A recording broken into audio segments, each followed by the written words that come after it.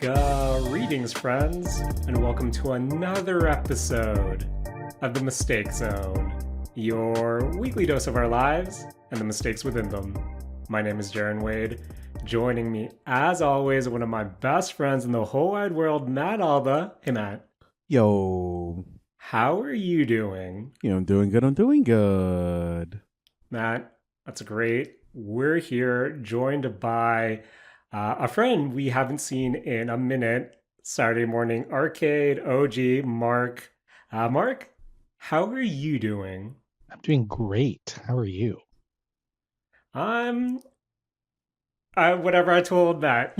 I'm old and I can't remember what I said a few seconds ago, but joining us as well, as always, another one of my best friends in the whole wide world, Rakush. Hey, Rakush. Hey, Jaren. How have you been doing this week? I ate too much spicy food this weekend. Oh. Rakush, do you have a tummy ache? Worse. Should we pry on the beginning No, I don't of the think zone? Okay, No, fair enough. Don't pry. Fair enough. Well, hold on. Rakush, I hear... Oh, what's up? I'm kidding. No. I'm kidding. Although I am curious, like, what did you eat? Man. So, friend of the show, Freddie, had his 36th birthday last week, so we went for some KBBQ first, and ate a couple of shishito peppers, ate a lot of meat, so I felt greasier than the time I worked at McDonald's. Mm-hmm. And on top of that, on Sunday, we set up the barbecue, the grill, at my family's place for the first time for the summer. So, we grilled up wings, sausages, all of that stuff. So, all of that combined with spice. Yeah. Ooh. I'm in trouble. You're living good, though, Rakush. You're living good. But... I never want to eat meat again until, 2 days from now, probably. Yeah. Oh, okay. That's pretty good. Well, considering how old we're getting, I'm pretty sure, Rakush, you have to savor said meat. Because maybe down the road, considering how old we all are, maybe eating red meat might result in various pains within our body. So we probably should savor moments like these. Yeah, man. But, Rakush, you shouted out friend of the show, Freddie. But before the show, you said you wanted to take some time at the top of the hour to shout out another friend of yours. Because, hell yes. Rakush, a few weeks ago, I asked, hey, how do we make friends? And I think, Rakush, you might have discovered the secret to that. So apparently it's playing slow pitch. Yeah. Before we get into all our mistakes this week, Rakush, what's up? Yeah, just a shout out to a friend of mine and a friend of the show as a result. We call him Saucy. Real name Jeremy, but Saucy is a better way to call him because that's how I've called him for many years. Now he started listening to this show. He listened last week, not an avid anime watcher, so was a little bit confused by a lot of things surrounding the anime talk, but thanks for listening, Saucy, and yeah, thanks to everybody who listens to us as well. For me, it's a great reason to just hang out with some friends and shoot the show with you guys. So good to know that shooting the show with you guys is actually some entertainment for some folks as well. So yeah.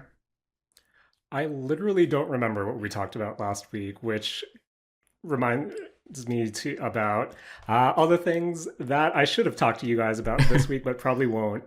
However, thank you to all our friends listening out there. But Matt, you know what I like thinking about throughout the week is what cold opens can we do that would make Matt shake his head? And Matt, I think I found one of those said cold opens because our friend Mark is joining us this week. And Mark, I hear you were able to obtain something that might be adjacent to our interests. I didn't know we were actually doing this, but yes, I did.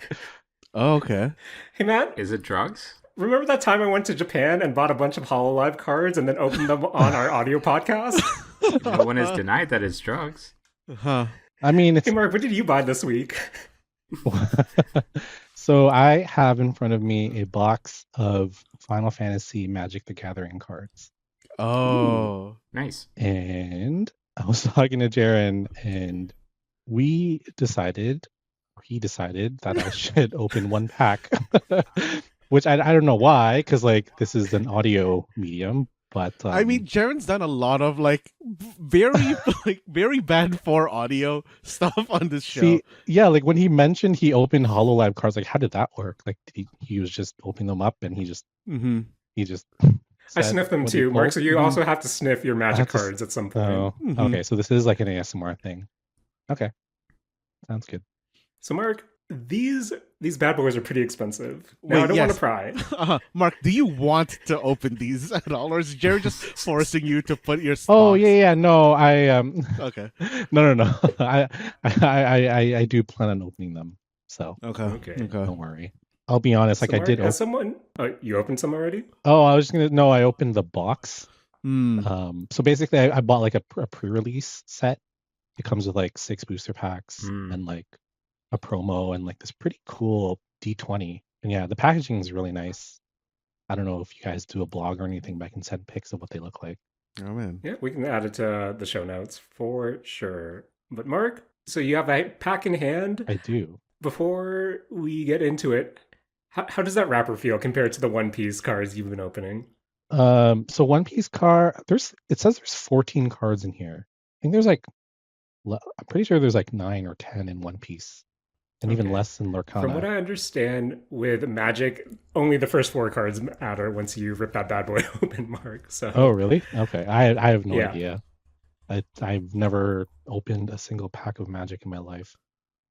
So this is the first time you're opening a Magic the Gathering pack here on the Mistake Zone. Yes. No, no interest in Magic whatsoever. Just interested in the collaboration with Final Fantasy. Oh man. I know. You can shake That's your head okay. now. Mark, please bring us to that ASMR minute. How do I do this? Okay. So just crinkle up the packet a little bit in front of the mic. Give us some of that sound. Okay, wait, I need to open it. I guess I'll do it in front of the mic. I don't know if you can hear this.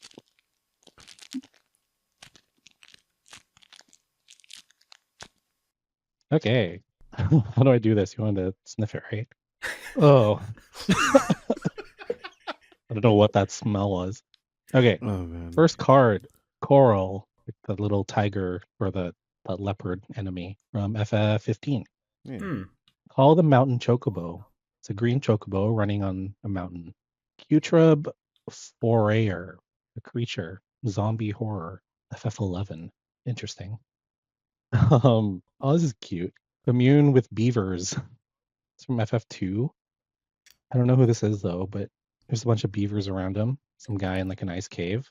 Oh man. Guys, I'll be honest. I thought I knew Final Fantasy through osmosis. And Mark, you said Chocobo, and that's the only thing I recognize. So maybe it was a good idea that I didn't also partake in purchasing any pre-release Magic the Gathering Final Fantasy collaboration cards. But from your confused expressions, Mark, I believe you didn't get any hits. So the 4 that I've just pulled are commons. Okay. And Are there then- any shinies? Okay, let me just quickly go through this. Ice Flan, Vincent's Limit Break, Adventures, and I got a summon. Fenrir from FF11. That's cool. Albed Salvagers. Quistis. Oh, from 8? Yeah, I was planning on pulling all the FF8 cards. Oh, nice. That's nice. cool. Legendary creature. Oh, wait, is this a hollow or no? No. No. Hate to see it. Hate to see it. The Lunar Whale. No, where's that from? Man, FF. all the Final Fantasy stars are here from what I hear right now. Ooh, Dion from FF16. I actually just played that earlier this year. I really liked it. He was a cool Okay. character. Is that a shiny card, Mark? No. Gysahl Greens. FF11. It's a picture of a chocobo. And then you got some land cards, hero cards, and whoop. Oh my god, I almost dropped it. I thought that was an oh my god, like you were rich, and then you would like just immediately disconnect and we'll never hear from you again. No. This is Search for the Frozen Asper. Oh, this is cool. It's like pixel art from FF6. I was also gonna Oh, collect all the FF6 cards. Nice. I really want. There's a Terra card that I really want. but I can't afford it. Have to pull it. Not This is with really that cool. attitude, Mark. So are FF6 and FF8 your games? Yes, I love those games. Oh, okay. I know yours is Fair. 10 too, right, Jaren? Of course. What did you think of 16? Because I think that's my favorite FF. Oh, really? Yeah. I liked it. I think it's, Oh no. if I were to rank it among all the Final Fantasies, I'd probably put it in like mid tier. I really like the story. Like I like the story between Clive and the summons. Yeah. It's fairly linear. I thought it was going to be more open world, but it wasn't really. But I enjoyed it. It was kind of easy too. Yeah. Granted, I didn't play on the hardest setting, but yeah, no, I thought it was really well done. And like I didn't really like 15. I don't know if that's a controversial Damn. opinion, Mark, but do you not like driving with your friends? no, not Wow. really. I just found it boring. Maybe I didn't play enough. Damn. I'm sorry, but yeah. Fair. Mark, what's more entertaining to you, Final Fantasy 15 or opening this pack of Magic the Gathering cards? Oh, definitely opening this pack of Magic cards. Yeah. I really did not care for FF15. I Damn. don't get the love and hype for it. I'm sorry, but like I really don't. Characters are cool. Like when I played that Final Fantasy mobile game, Opera Omnia, like I learned about the characters there, and I thought they were cool, but did not care to play the game after that. Sorry to all our Final Fantasy 15 friends out there. And Mark, sorry for potentially making you open a cold pack live on air. And sorry, No, Matt, that's okay. for having to edit around that at your discretion. Mhm. But another reason I wanted our friend Mark to be on this episode as well is because not only was this past weekend not E3, but it was also the release of the Nintendo Switch 2, which, much to my sleeping on it for the past month, I ended up keeping my pre-order technically. Because boys, as I told you, I think it was a month ago, I was able to pre-order from Walmart. That did not ship when it was supposed to ship, so I canceled it and surprise was able to walk into EB Games and pick one up just randomly that afternoon during launch day. Where Mark, I know you successfully pre-ordered as well, but how was your? Did you do the midnight launch or did you just pick it up during your day? No, I would never do a midnight launch ever again. Yeah. I'm way too old for that. I think the last midnight launch I did was Diablo 3. I think I was Oh with man. you but yeah, no, I don't know. I can't stay up Okay. until midnight. But And I grabbed it like the day of, like during the day, okay. and it Was wasn't there? busy at all. Oh, okay. Was gonna ask that. Yeah, I think I told you how like I went in, I talked to the workers there. They were so tired. That makes And sense. I just asked them, I'm just like, oh, like, did you do a midnight launch? And they're just like, yeah, like we didn't get out till like 3 o'clock, and we had to come in at 7:30. I'm like, oh, that's Oh. rough. So I felt really bad for them. Like you could see that they were dragging their feet. And like I think when I got there, it was kind of like a dead period for them. So I honestly like I just left and like I came back and I brought them some coffee just Oh, good guy, Mark. Oh because man. they were so tired. Like I felt so bad for them. Damn. Yeah. Yo, Kush, did you ever work any midnight launches or? So many. Oh, really? Yeah. Any of them? Any Yeah. memorable launches? The ones where Freddy got his free KFC when he used to work there, but nobody wanted to eat the KFC, so we just had a giant ass bucket of fried chicken, and the whole EB game smelled like fried chicken. Amazing. Okay. What was the game launch? I think it was Grand Theft Auto 4. Fair. It's wild that I Oh, actually man. remember what game it was for that one. Well, you probably remember it because of the smell association. I guess so, yeah. Now that we have Switch 2s in our possession, I think just general First impressions of the console, I do like how it does have a weight to it compared to the original Nintendo Switch. I just think even the Joy-Cons feel a bit sturdier, but in terms of Joy-Con, like the stick feel, I don't know. I've never been a fan of Joy-Con analog sticks in general, and I don't think there's that much of an improvement here on these ones as well. I do appreciate the magnetic function. What really caught me off guard though is how you know, deattach the Joy Cons from the console itself, where with the original Switch, you had that button that you push in, and then you were able to slide the switches or the Joy Cons out. For here, it's like a weird button behind. Mark, where's the release button? It's kind of It's like to the yeah, underneath it's the trigger, kind of. yeah, it's kind of weird in where you won't press it if you're gonna do the trigger, but it No, makes for actually detaching it. It feels just a bit weird, but I do like the magnetic feel to it. I But like how you can't Mark, really yeah, accidentally detach it. Um, yeah, I don't know, I think it's well designed on that front. fair. Mm-hmm. But yeah, what were some of your general first impressions with your time with the console, Mark? So, I actually haven't played it in handheld mode. I've been playing Mhm. exclusively docked, which is really weird for me because with the original Switch, I barely played it in docked mode. But this time around, I don't know. I don't know why I decided to play in dock mode. I think just I've been so used to playing like on consoles with the PS5, and yeah, Mhm. I think I just wanted to see what it looked like at first, and then I just never Okay. cared to take it out from the dock. But Fair. I don't know. The whole experience has been great. Like I got the Pro controller, and this is a really good controller. I'm holding it right now. There's a good weight to it. I like how there's the new mappable buttons on the grips. Mm. Um, and yeah, like it's super um precise with its movement. Like I've been playing Street Fighter 6 with it, and yeah, no, it's pretty great for that game. Okay. That sounds pretty good. Mark, Mm-hmm. you know, you mentioned Street Fighter, but you also procured some amiibos and amiibo adjacent cards, Yeah, correct? yes, call me out. Thank you. Mark, Oh man.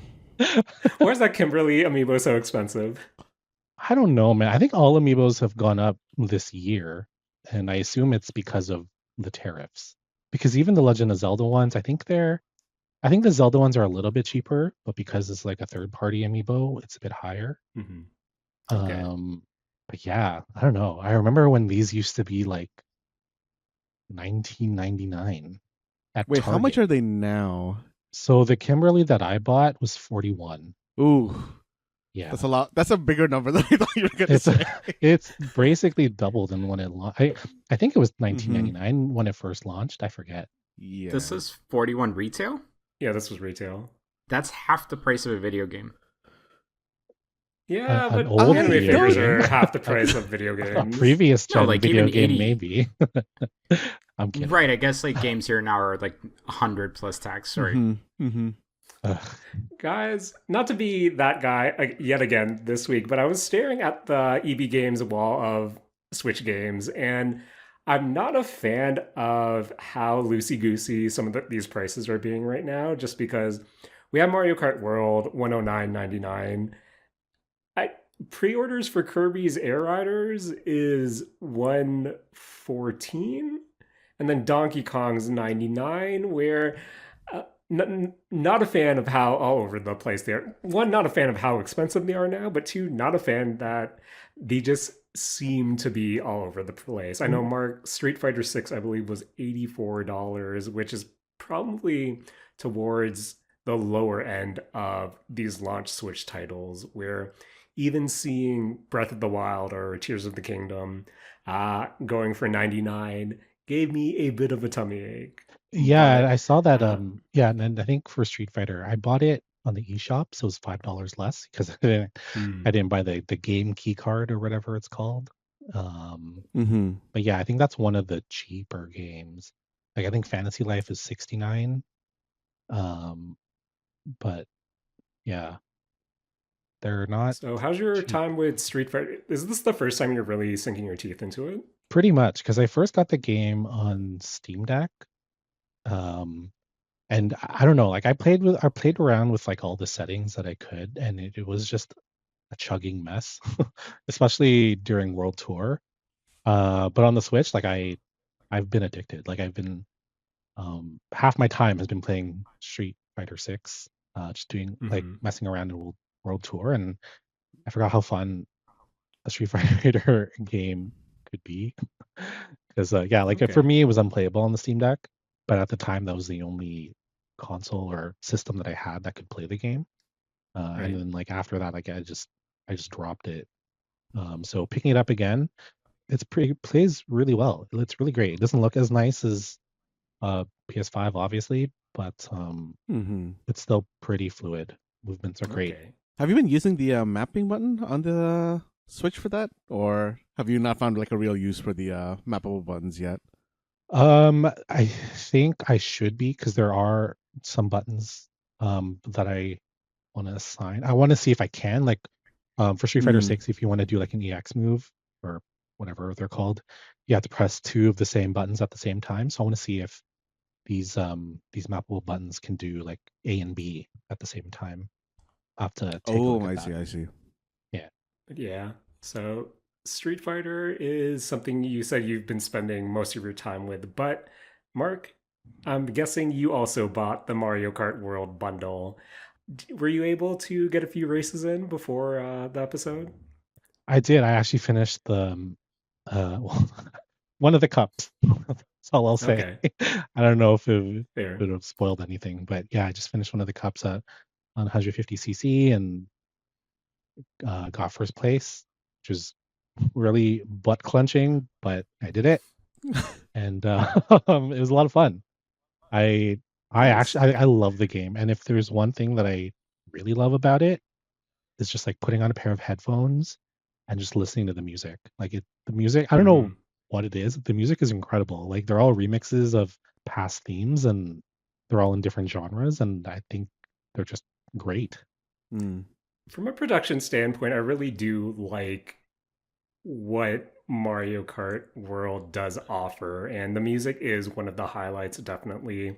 Where even with all the different, just areas you get to explore, and then when you load into the individual tracks, just to have their respective music, just playing along as you race, it's something I definitely do notice more compared to Mario Kart 8. But I think it's just, tipping my hat to the music production at the very least. But Mm-hmm.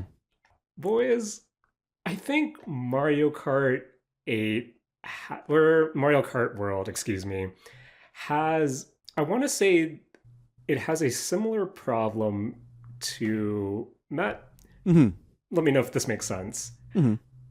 I feel like the jump from Mario Kart 8 to Mario Kart World has a glimmer of the same problem as the jump from Payday 2 to Payday 3, where when I think about Mario Kart 8, uh, you know, Uh-huh. what it ended up being, I feel like that has become the golden standard of the franchise. It's packed with so much content that when you iterate, when you create the next installment of this series, how do you go from this all encompassing package to something new that is essentially going to be your system seller?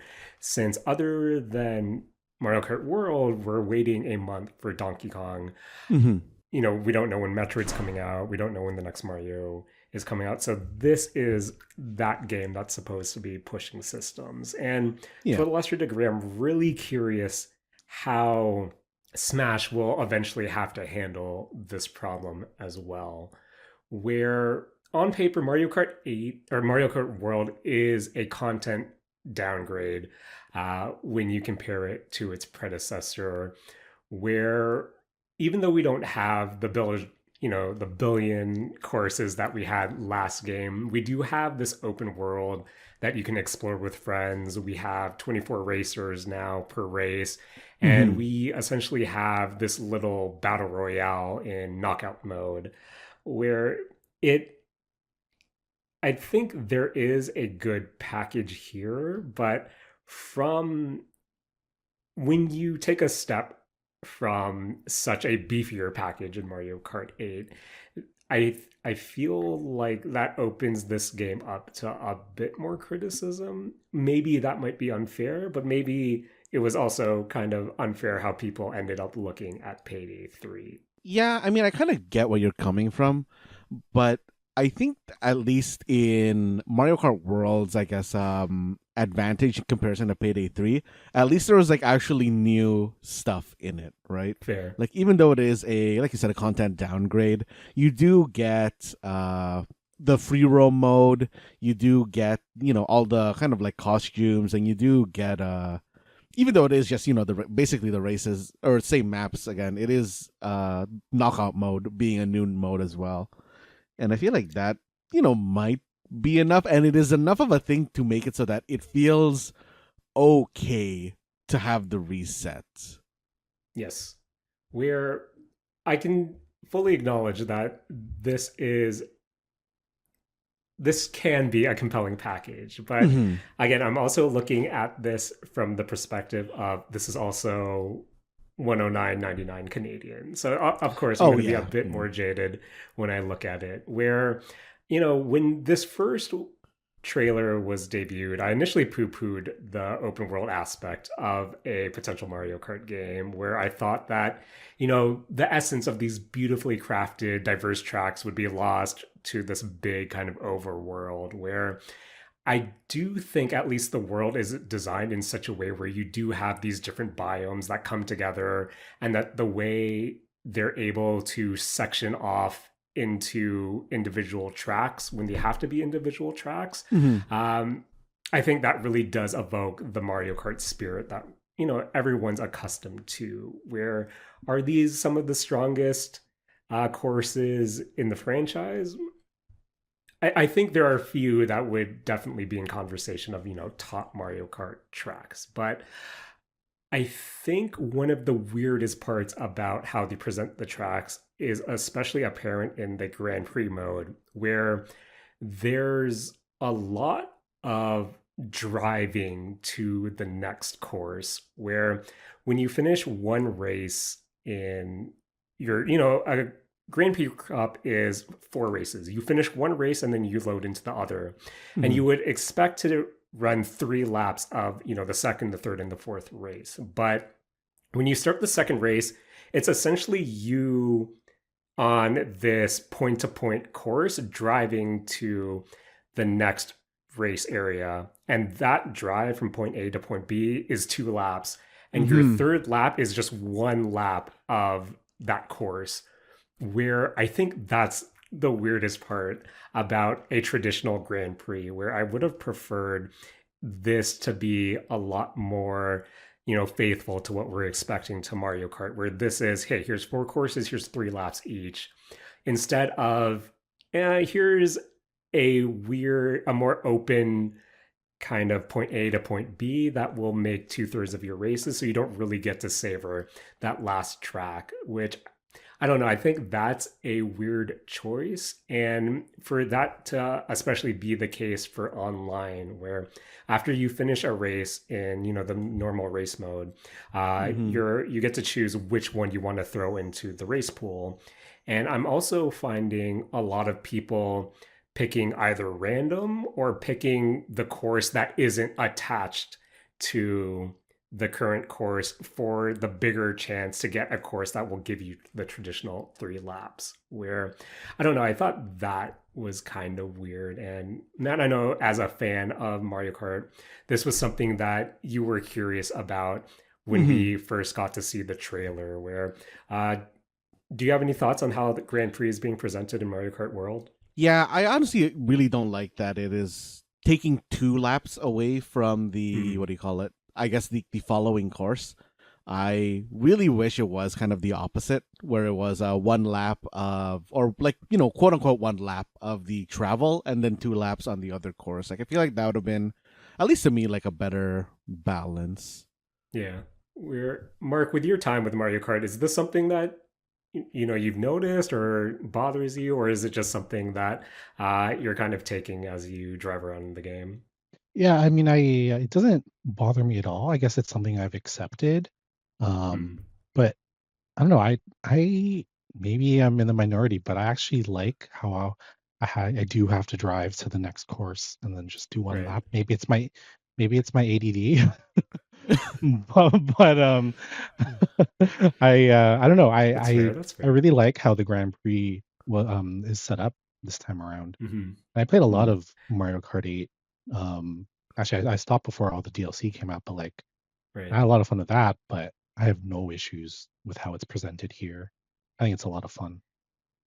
Yeah, I think this is just me being a negative Nancy and hating change. But yeah, that was just something I noticed where I do think that presentation is better suited for knockout mode, which on paper, I think knockout mode is incredible and a great addition to the Mario Kart franchise, where Mm. this Mhm. is the mode that I've been primarily playing online, being able to, sure, when you have to drive course to course, when you add in the fact that, hey, I need to be within the placement cutoff or I'm going to be eliminated, I think that's what really adds to the stakes, where just having that point to point race route compared to a knockout via laps, I think is just more fun and really hectic and suspenseful. But I think the issue that I'm having the most with the races is that,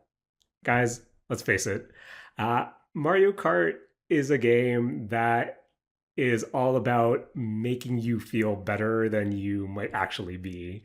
Where for the most part, it's a game that where it definitely rewards pure skill, but it's also a game that you can potentially be at the mercy of rubber banding and people behind you getting, the good items. Where Mm-hmm. it might be a meme at this point, but how many of us have been, within the top three only to be hit by the blue shell, then a lightning, and then red shells, and then all of a sudden Mm-hmm. be towards last place? Where I think that's what standard Mario Kart is. Now, multiply that by the fact you have 24 people on a race at any given time, where there are so many more people on the track, and that dramatically increases the potential of you being blasted by a bunch of items. Where I found myself in so many instances where, oh great, I'm being chained like from item to item to item a lot more frequently. Where I think the worst part of this game is when you're in that middle of the pack and everyone's just spamming items, where Mm-hmm. if you're not fast enough to avoid that part when it happens, oof, that not a good Mm-hmm. time. Yeah, Not a like good time. I at the very least appreciate that. Granted, I only played like 2 games of Mario Kart, and it was at like Mhm. 50cc against literal 10-year-olds. That it did feel like the item stun was reduced, or maybe I was just like coping. But yeah, it does feel less bad to get hit by items, I guess is what I was trying to get at. I think I did notice that too, because you normally like you'd be tumbling for a little Mm-hmm. longer, but then in this one, like you can accelerate pretty much right away, or like once Lucky Mm-hmm. Two, like if you steer off course and Lucky Two brings you back, I know there's like a mechanic where like if you time your A press, you'll accelerate really quickly and then you'll just Oh, basically okay. hit the ground running. Yeah, I've noticed that. Okay. I didn't notice. I didn't know about that. Damn. But Mario yeah, Kart Tech. Mario Kart Tech. I. Hey Yeah. man, I'm but yeah, doing I all the also I feel. tricks Mhm. and everything. It's so much fun. It's really Mhm. hard to pull off. Yeah. I think it's like Yeah. also very important that when you get hit, you keep momentum going forward. That Mhm. Oh feels yeah. really good. Yeah. I Yeah. saw the meta is Wario and Oh, really? the blooper cart or whatever. Okay. We're looking at different metas right now, Mark. We might have to talk after this episode. Where I don't know, I feel like the swings from top 4 to bottom 20 are happening a lot more. But maybe I'm just bad because Mark, you mentioned that there are a lot more mechanics that are present in the game, and I think another knock that I'm gonna give to it is I feel like there should be a bit more tutorialization for some of the mechanics. Where, yes, I can go to the main menu, go to the manual, and then read how to do a charge jump, how to do a wall ride, how to rail grind, and even how to rewind when I'm like in solo play. But I don't know, I feel like a proper tutorial for these would make a difference just so you can see if you're getting the timing right. But I guess they want you to have a reason to play in, or for you to practice in free roam. But Mark, as someone with your hands on the game, how are you feeling about some of the mechanics like the charge jump, the wall rides, the rail grinds? So I'll be honest with you, I was surprised that there wasn't a tutorial with this game, because what typically when you play a Nintendo game, there's always like that hand holding for the first hour or or like 10% of the game. Like I was playing Mario and Luigi, and yeah, like they are constantly telling you what to do and how to do things. So surprised that was kind of missing here. Um, but like you said, like just going to settings into the manual, learning how to do things. It's a lot of fun, and the trial and error, especially doing all like in free roam where you do all the P switch missions, it really teaches you the fundamentals, or forces you to use these fundamentals of tricking and like wall riding, um, to get to your destination. And it's yeah, I thought that implementation was really well done. But to your point, like I wish there was some sort of tutorial. And I actually, another thing kind of like off topic from that, I wish there was like status and progress lists, because like I don't know how many P switches I've done, I don't know how many medallions I've collected. Unless I'm missing it, I don't know. But I haven't seen a way to track any of that. Um, but yeah, no, I don't know. Given my time with the game so far, it's been a lot of fun, a lot of trial and error, and like you said with Knockout Tour, it is absolutely insane playing online. But once you get out of that vortex, behind fourth place, um, it becomes a bit easier, and you're basically racing with the top three racers throughout the whole Have you game. guys won Knockout Tour yet or no? I got second in one Yeah, round. the second's the most I've been. Where it that's the pure Mario Kart match. Like, when you're able to get to that top 4 on that final race, that's the Mario Kart I want. Oh man. Not this praying that I'm not gonna be hit. But guys, when I get hit by lightning and I lose the item I've been saving because I've been in the back half, I don't know. That's the closest I've been to throwing a controller at the wall in most recent memory. But yeah, just back to that tutorial stuff. Guys, I totally forgot that charge jumps and like wall rides were in this game where at least in the open world with, as Mark said, you can find different P blocks, which are essentially these mini missions that you can trigger, and they'll ask you to do things like, oh, get all the blue coins, or, here's do some time trials that are reminiscent of a classic Mario Kart track.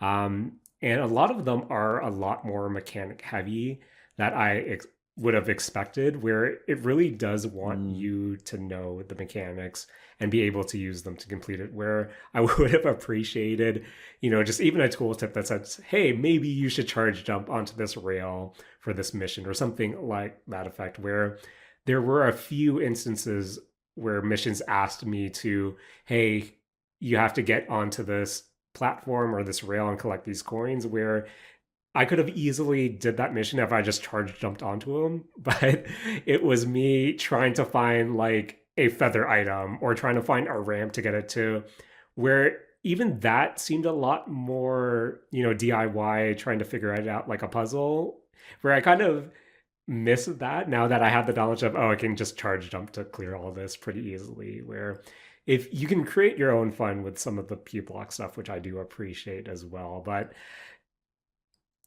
I do have to discuss the open world real quick, where this is definitely on me, but I'm someone who like, to me the standard of a open world racing game was set by Burnout Paradise over 15 years ago and have been kind of refined by the Forza Horizon games, over the past decade, where I kind of expected Nintendo to potentially, take their experience and make this or take that open world experience found in these different games and kind of make it their own, especially given how much they're pushing the in-game chat stuff, where, man, this is not a open world game a la Burnout Paradise or Forza Horizon, where I feel like it's missing a lot of that, multiplayer feel that, just having other racers around the world doing their own things just adds so much. The idea of, hey, the server is saying to come to this location for a race or for a group event. I think that would have added so much to making this world feel more alive, where, it is essentially you just driving around, finding these P blocks, finding these peach medallions, finding these collectibles. And that's kind of pretty much it. I was actually really disappointed. Unlocking characters, you seem to unlock them by completing the different cups, where I was kind of expecting them to be just driving around and you challenging them to a race, where I kind of wish the open world for this game felt more alive. Even the costumes, the way you unlock them is, you just find a lunch bag and hope that that corresponds to a character that you're playing as. And which is something I also noticed, where, boys, the number of unlocks per character is really skewed, where, of course, Mario, Peach, Wario, they all have a bunch of costumes. And, I'm playing Pauline, she only has one. DK only has one, where I don't know. I feel like the babies have more costumes than some of the other characters as well. Wait, is Where it that they don't have that many costumes, or that you haven't unlocked that many costumes? No, Polly only has 2 in total, and same as Yeah. Donkey Kong. Okay. wait, hey, maybe there's going to be DLC because they're going to be pumping some characters and probably costumes now. But yeah, I don't know. I think, again, this was on me for kind of expecting an experience, or at least longing for an experience, sort of like I'm used to from the Forza Horizon games, where, yeah, like, don't get me wrong, I do like driving around and finding the P blocks. One criticism I do have for the open world is, boys, I don't know why. I know when you're off road during a race, you're supposed to like slow down, but I'm not sure why that applies to single player free roam, where even though you're not as slow as you are during an actual race, it's still kind of slower, which makes traversing on the off road kind of annoying. But again, that's just me nitpicking. Where I I think Mario Kart World is a it's a fun game and a good successor to the Mario Kart franchise. But again, as someone who, I can't recommend this for 110 Canadian, boys. That's just me being real. Where this is definitely a solid Mario Kart game. There are just a few things that I would like it better, maybe from a online racing purist and a Mario Kart purist. But other than that, I'm enjoying it. But I feel like I should kind of I want to enjoy it a bit more. But Mark, as someone who is enjoying it a bit more, what are kind of your final initial thoughts on Mario Kart World? I kind of do. Okay, so with the characters, I kind of wish there's an easier way to unlock them. I know with a lot of the characters that are not like Mario's friends, like the cow or the Quatter Quack or whatever You say it's the called. cow isn't Mario's friend? No, of course not.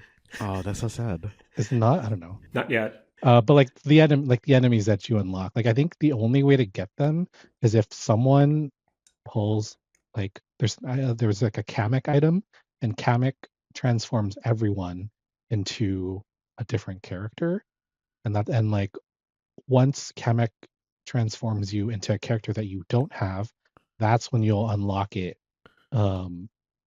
The next time you go to Oh, the character select screen, and like It's with actually garbage. that yeah, sounds I didn't like realize. the was worst gotcha in the world. yeah, like why can't you just find them in free roam, do like a one lap race and beat them, and then unlock them that way? Like that's how Diddy Kong Racing Mm-hmm. did it. Mm-hmm. Mm-hmm. I don't know. That's that was one of the Oh. things that I found really weird. But overall though, like I'm having so much fun with the game. I think I'm playing Street Fighter a little more only because I love my fighters. Um, but I I took the Switch to like a bachelor party weekend this past weekend, and like everyone was having a blast. Like Mm. it's just so much fun to play with other people. Um, Online, it's more frustrating than fun. It's still fun, but just playing like local or player is just such a blast. And Mm-hmm. Mm-hmm. yeah, like there are definitely some faults to the game, but I don't know. Overall, I think it's great. Do I do I recommend it for $110? No, definitely not. But I guess that's where we're really heading with video games in the near future, which is unfortunate. All right, Yeah. Mark. Before you close off, what's your loadout? Who are you playing as? What's your cart? Rosalina, I found like her Aurora costume, so I'm like I'm forever gonna play this, and I use the pipe frame. Fair, Oh How about man. you? fair. Jaren, yeah, Uh tell us the meta build that you looked up that you like to play as. I like playing. Uh, Wario or Bowser and no, I'm down the Baby Daisy route with the raw motorcycle or the risk or the real racer. If I want to play as a cart with the other drift mechanic, Oh but man.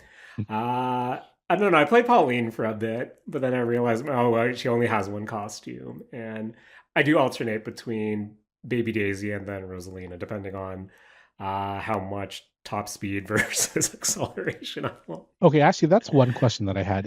Are there any stats for these characters? Like, Yeah, their stats. but where? I know there's like I know you can see the stats for the carts, but for the characters, can You you go see them in the to game? youtube.com, Oh, the okay. search bar, and put Mario Kart World Because like yeah, like I racer know Uh-huh. stats. Bowser's heavy, so like Mm-hmm. that's obvious, but like I don't know. No, it's all in some spreadsheets. Yeah. Oh god. I don't know if we're done talking about Switch 2, but I don't know, are You we? know, go for it. There's one thing Yeah, that I no, wanted if to you have one say. more thing. So Mhm. over this bachelor weekend, we played a lot of Smash, Mm-hmm. and holy crap, like when the character from the character select screen to when the fight starts is insanely fast. Like we were like, what? Because like it was like like less than a second. It's loaded before you can even blink. It was crazy. Um, and it ran really well. And I've been playing. I was testing some other like first party games or games that are on my OLED Switch, and like Pokemon runs really well. Like I was so shocked. Like I knew there were upgrades to the game and like to other games, but even playing Animal Crossing, like it's it's quick. Like the loading's Oh quick, and I was man. so surprised. I was like, oh my god, I think I'm gonna pick up Animal Crossing because okay, one of the reasons why like I didn't really or why I stopped playing Animal Crossing is just too long, like to Oh, to like load and loading everything. screen and yeah, like going from house to house, whatever. But yeah, like it's playable for me now, and I think I'm gonna continue with my island. Damn. And Damn, that yeah, sounds and nice. like and Mario and Luigi, one of the criticisms that I had like playing originally on like my OLED, is that the frame rate was kind of slow and is very janky. But like Mm. on the Switch 2, like it runs really well. I'm like, holy crap, I think I can finish this game now. Because Wow. it was really annoying how it would stutter and like be so slow when playing on the OLED. But yeah, no, a bunch of games just took me by surprise. I was really surprised and delighted with Smash. Anyways, that's Man, all I wanted to say.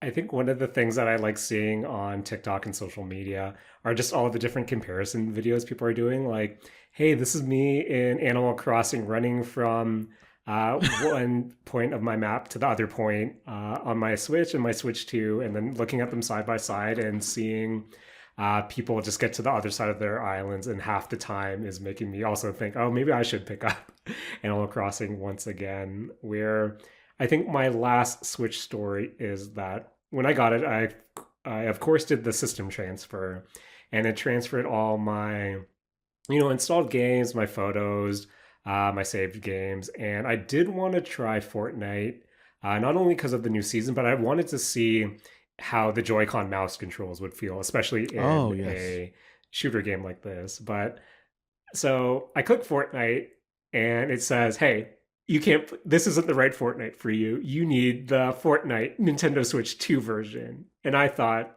cool. I'm not going to download that, and just started playing Mario Kart for the whole weekend. Where next weekend, though, or next time Yeah. we record, I'll report back on mouse controls for the Switch. Okay, but I And really want Matt, I to play apologize. Fortnite because of the Superman, whatever is it, DLC or skin or whatever it's Yeah, called. it's a battle pass, Mark. Battle Pass. It's a Yeah, see, dark I know battle room. nothing about Fortnite.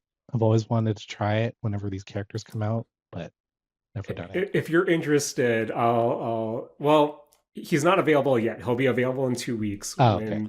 when you can get the missions. But I'll keep you posted. I'll keep you posted, and Okay. Matt, I'll keep you posted as well with how the mouse controls feel. Because I'll be Mhm. honest, I'm sorry, Matt, I didn't buy the welcome tour, Damn. Oh, I and I forgot to have. counterpick that. I made a point Oh, to do it too, but I forgot. Oh God. but boys, speaking about our fantasy critic league, the Real Mistake Zone, I think it's time that we once again go back to it and see what we should bid on, because this past weekend was not E3 season. The first of Mr. Keighley's 3-year annual presentations. And we did get Summer Games Fest, accompanied by a Sony State of Play and an Xbox Game Showcase. But we started off with the Sony State of Play. And Hmm. boys, should we just get to the showstopper? Should we just get to what had the internet ablaze this Jaren, I'm week? disappointed, man. What's up? You did not use the transition switching to a different topic. Come on, Jaren. Come on, man. Damn. Rakush? I've been waiting 40 minutes for you guys to stop talking about Switch 2 so I can make that joke. 40 minutes. My waveform is just a single line. I'm a dead person on this waveform. Well, not anymore. That's okay. Rakush, how did you feel about the big reveal at the end of the Sony State of Play presentation this year? Rakush, what Oh, do I you thought you were talking think? about Sonic Racing. No, Oh Mark, that man. was the Summer Games Fest Oh, presentation. right. But Wait, what was the final thing on the... Oh, okay. Rakush, We're talking about superheroes. yes, and specifically Marvel Tokon Fighting Souls. Uh, Rakush, as someone who dabbled in the Marvel vs. Capcom, not as much as our pal Mark, but still dabbled, Yeah. what were your thoughts when you saw the Arc System, you know, logo and then the Marvel Games logo right after? I mean, pretty surprising. But also, like, kind of sad that, like, Marvel vs. Capcom isn't going to be a thing for the foreseeable future. I think, like, all of us kind of grew up in a generation where we thought there would never be a Marvel vs. Capcom 3, so it's not a really never situation. It's just, like, a foreseeable future thing. But I think they have a good studio working on this. Arc Studios, they have one of the best artistic directions when it comes to fighting games, so I think that is really promising. Hmm. Although there were moments for sure where I was watching like the trailer with the gameplay in it, and I'm like, some of these poses look right out of Marvel vs. Capcom. Are they? Is this original? Like, sometimes like there were just some of those things where I'm like, how much of this is inspiration and how much of this is like a straight up continuation, so to speak. And that's something I found interesting. But It's a very interesting collab. I think everything that they've revealed so far in like the 2 minutes of gameplay that they had looks really, really, really pretty and really cool. The character designs look awesome. I would argue from like the very limited exposure I've had to modern Marvel stuff, it looks a lot like modern Marvel comics that I've seen at least. Mark or Jaren, maybe you guys might be able to kind of speak to that in a different manner, but yeah, it looks really interesting, man. And Mark, as someone who was messaging me at the time of the drop, as our resident fighting game guy, what were your thoughts on not Marvel 4? I mean, it's Marvel 4 versus 4. But, so, sorry, I just want to tell a quick story to like Rakush and Matt, because I was telling you, Jaren, but like I was on a Zoom call like for work while this was happening and messaging Oh Jaren at the man. same time, and my camera was on, of course, because they they encourage us to use our cameras. So, and Encourage, this yes. was a video call between like the Toronto office, our LA office, and like our global offices, including Japan and Korea and China. And there was like maybe 20 of us, and like I don't know, I guess depending on how you have everyone set up on your screen, like you're basically not seeing everyone at the same time. But as this trailer ran, saw the Arxis logo, I was like, huh, interesting. And then I saw the Captain America shield. I think from that point on, my mouth was just open to a point where one of my coworkers is just like, hey Mark, is everything okay? I'm like, why? He's like, your mouth is open. Maybe you should turn off your video. And then I was so embarrassed. So I just turned off video, and then I continued on with watching the trailer. I obviously had to watch the trailer again because I was like in complete shock. But yeah, that's what that's what I just wanted to say, leading up to my thoughts. But in terms of what I thought it was like I was so surprised, like considering the legacy of the Capcom versus series, especially Marvel vs. Capcom or even like Marvel superheroes. It was just it was so shocking. Like there were really no words at the time, still no words now. But I guess if you think about it, if Capcom's last game was Marvel versus Capcom Infinite, as Marvel games, would you trust them to do another fighting game? I don't know. And especially with the pedigree that Arxis has, I think they can do a really, really good job with the game, especially after Dragon Ball Fighters. And yeah, like the animations look great. To your point, Rakush, like yes, a lot of their the designs looks like they were taken from a comic. Obviously, they were a little redesigned, I guess, for the style of the Mhm. game, which is I don't know, anime. I have no idea because I mean, Iron Man looks like a Gundam Yeah, running that's a around, good look. which is pretty cool. Um, and yeah, like and again to your point, Rakush, talking about some of their posings and the way that they do their moves, very very similar to the Marvel vs. Capcom games. I'm assuming it is intentional or inspirational or inspired from them. But no, it still feels really weird, and I still can't believe it. I'm so excited for it, and I really hope it comes out before next year's Evo, and Uh, I not in time for Avengers Doomsday, which is like end of 2026. right, yeah. I I feel like it should be out by like Q1 2026 the way that they're talking about it. Yeah, and especially like Sony owns Evo, so you'd think they'd want it to be yeah. like a Yeah. huge game Mm. there. So there's hope.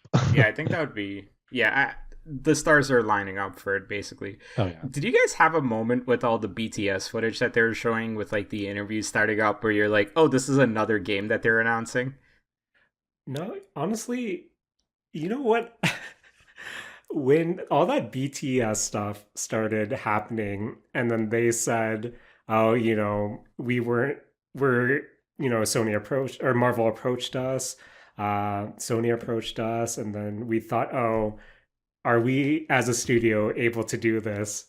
For a split second, I thought, "Holy shit! They actually brought Capcom. This is a joint production with Capcom, isn't it?"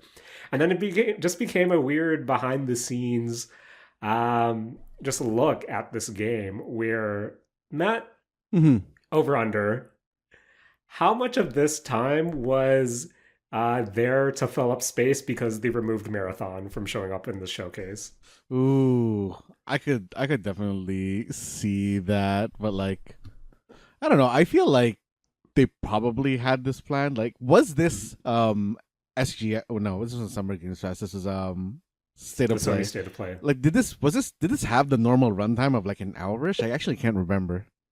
Yeah, I think it was like like almost 50 minutes. Hmm. From I what feel like that's like remember. a normal amount of time for a State of Play. That Yeah, for you know. the State of Play, yeah.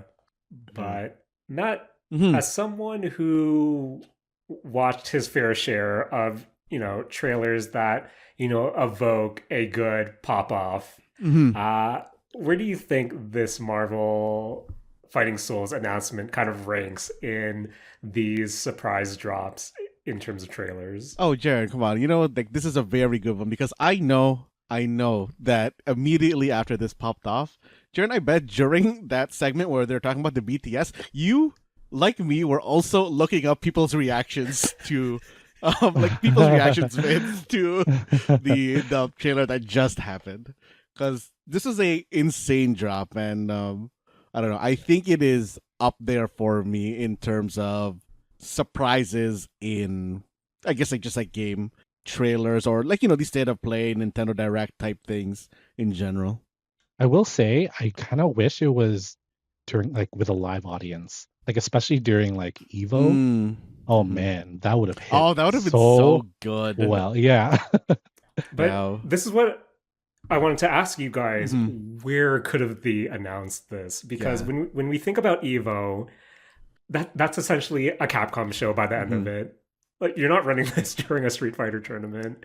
Like I'm not sure if Dragon Ball Fighters is one of the main stage ones, but it's I agree. This should have been in front of Yeah. a FGC audience because Matt, if I was being honest, when I'm looking up Mhm. reactions, Mhm. all the normie outlets, Uh, boring. No, see.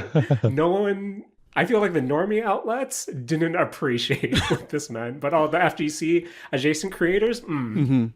I Mhm. watched a good amount of those. Uh-huh. But yeah, it's where could have they dropped this that would have, had such, emotion behind it? Where I think that's what I was always curious about because when I think about Evo in general, I don't think there's just a general, hey, here's a bunch of trailers segments.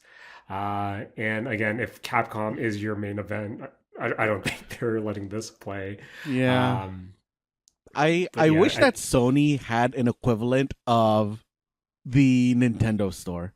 Because I feel like right. whenever a Nintendo Direct or a Oh Nintendo thing yeah. just happens, I can always count on like what is it, like the New York City Nintendo store to Yeah. just have people streaming and recording and everybody just like popping off at any crazy trailer drop.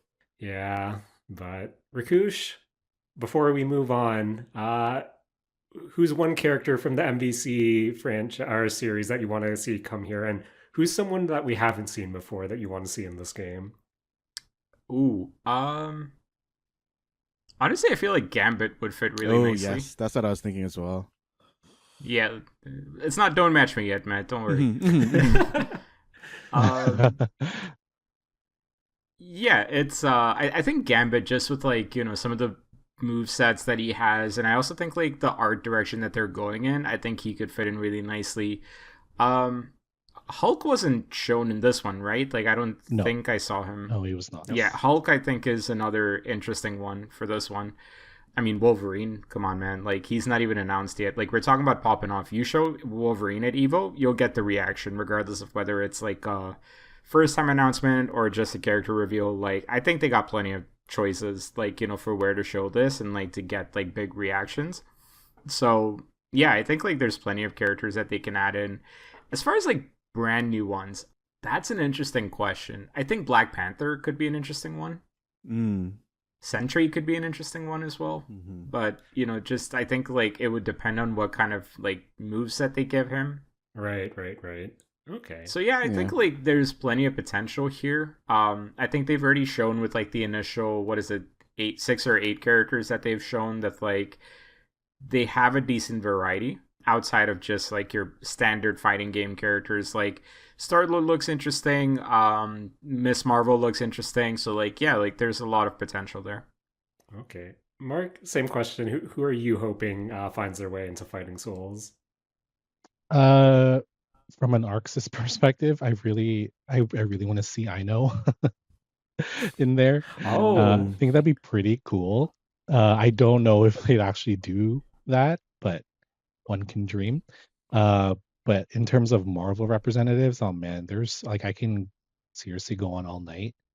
But I just want to say, like, given it's a 4v4, they have to have the Fantastic Four in there.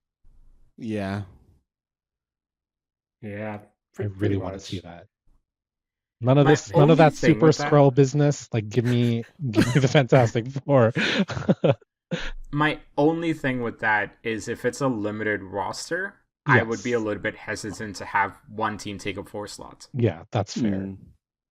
But I don't care. So, like, That's your maybe- opinion. So I'm Yeah. kidding. No, totally fair. Like, No. listen, I'm not gonna be the guy playing this game, so like I completely understand.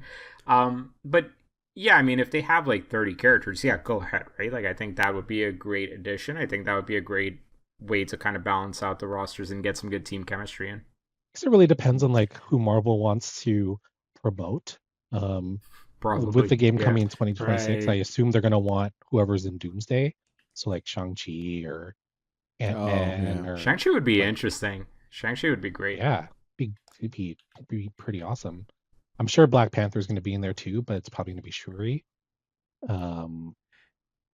But yeah, Y- that's what we Yeah, just I have think to that's see. what I'm most curious how much because I think that was that was such it was discussed so much when it came to the last Marvel versus Capcom, how much influence the MCU had. But considering how much Marvel Rivals has been popping off too, I wonder if those characters and just who's popular there might even kind of inform some of the choices that we get in something So all like the Fighting female Souls. characters. Luna Mhm. Snow. Mm-hmm. Mm-hmm. Emma Frost and Squirrel Girl, basically. That's it. Emma Frost and Magic, probably. But Mm-hmm. Marvel Tokon Fighting Souls 2026, but really looking forward to all the reveals, all the drops. But Matt, the Sony State of Play, as you said, was a beefy show. What else caught your eye during its runtime? I mean, I was very surprised to see Journey 2 up in the mix. Through Sword of the Sea, I believe, was Journey 2. Yes. Oh yeah, that's Oh, right. I was man. like, what are you talking about? But yes, so Uh-huh. see. Yeah. I was like looking at that, I was like, I was like, oh, it's cool. They made Blue Journey. That's neat. But yeah, like that game looks like really pretty. It looks like it's gonna live up to what I would expect a Journey, quote unquote sequel, spiritual successor to be. Yeah. I mean, he was doing some tricks with that sword, which I thought was pretty cool. Comes out in 2 months as well. Oh, it comes out in 2 months? Yeah, August. Oh, That's pretty Damn. fat. That's Damn. Okay, I did not pay attention to that release date. man. Rakush, what from the State of Play caught your eye? A lot. Honestly, I think it was there was like just a lot of cool announcements. Some of them a ways away, some of them kind of like vague. The Bond stuff was interesting. I don't have that on the list because they didn't really show much beyond that. Cool that they added Le Chiffre to Hitman. Sea of Remnants looks pretty neat. It kind of seems like Sea of Thieves if it were single player, so I kind of want to see what comes out of that. I think, yeah, like I checked out Cairn as well, which is the ice climbing game. Not to be confused with Ice Climbers. Mm-hmm. There's a demo for it on the PlayStation Store. Played a couple of minutes of that. Conceptually, I thought it would be really interesting, but then like it just basically is a WASD like movement game, which makes it less interesting to me. Did you, Rakush, did you play Jusant or no? I didn't know. Ah, okay. I was gonna ask if that compares in any way. Fair. No, I did not. I don't really have any games to compare this one to. I honestly have not played a lot of those games, but yeah. So with the demo, I know this game was described Yeah, to have, resource management, it endurance does. management. How much of that was in play in the demo? This is like already like, I mean, I only played like the tutorial parts, which was just like how does the motion control work and stuff like that. I didn't get to the inventory management part too much, but I did get to the stamina management part and like, just kind of the movement part. Look, I think there's an audience out there for this game. I think some folks will be more open to the control system that they have here with how like the limbs and stuff actually work. It just doesn't feel like it's the kind of controls that I would feel like I Mm. actually enjoy, sort of thing. So yeah, Is the demo like Yeah. just the tutorial, or is there more after that? Do you know? I Or didn't get oh, far enough to be okay, able to confirm for you. Sorry. that's okay. Fair, fair. um, Yeah. yeah, I mean that wasn't like conceptually again interesting. I think there is room for a lot of those kind of games. And yeah, hopefully like it does succeed because there needs to be more games like that. Outside of that, Ninja Gaiden Ragebound, man, that listen, I do not like difficult games, but you give me a Metroidvania game that will whoop my ass, and somehow I'm okay with it. I cannot explain it to you. That game actually looks really really interesting to me. Did you play Like the I've demo seen some. or? I didn't play the demo, but I have Okay. seen a few folks run it on Twitch. I think this is one of those games that listen, price willing, of course. Like if the price is decent, I will buy it. Um, no, I don't think I need to play a demo for it too much. I think I'm actually just more so looking forward to trying this game out and like kind of going through the natural progression of figuring out the mechanics, figuring out the controls, things like that, basically.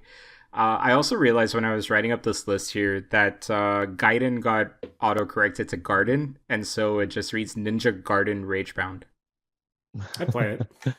And Mhm. I'm I pretty played sure that that's too. a demo on the Steam Next Fest this week as well. So, Yes. Amazing. yeah, I think looking through my list as well, some other things that also stood out to me.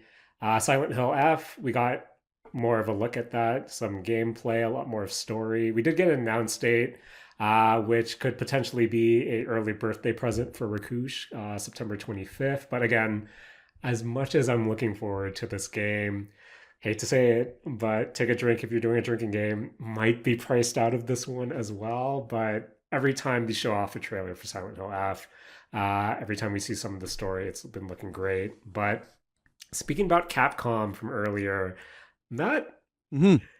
how did you think of that Pragmata showcase? Which one was Pragmata? The little girl one, the shooter, the Oh third the man, third person. I was really confused at what I was looking at during that whole trailer. Like, I, it's okay. I know it isn't gonna be anything at all like Death Stranding, but it was giving Death Stranding to me. Yeah, It was. It really was. Hmm. I don't know. That was part.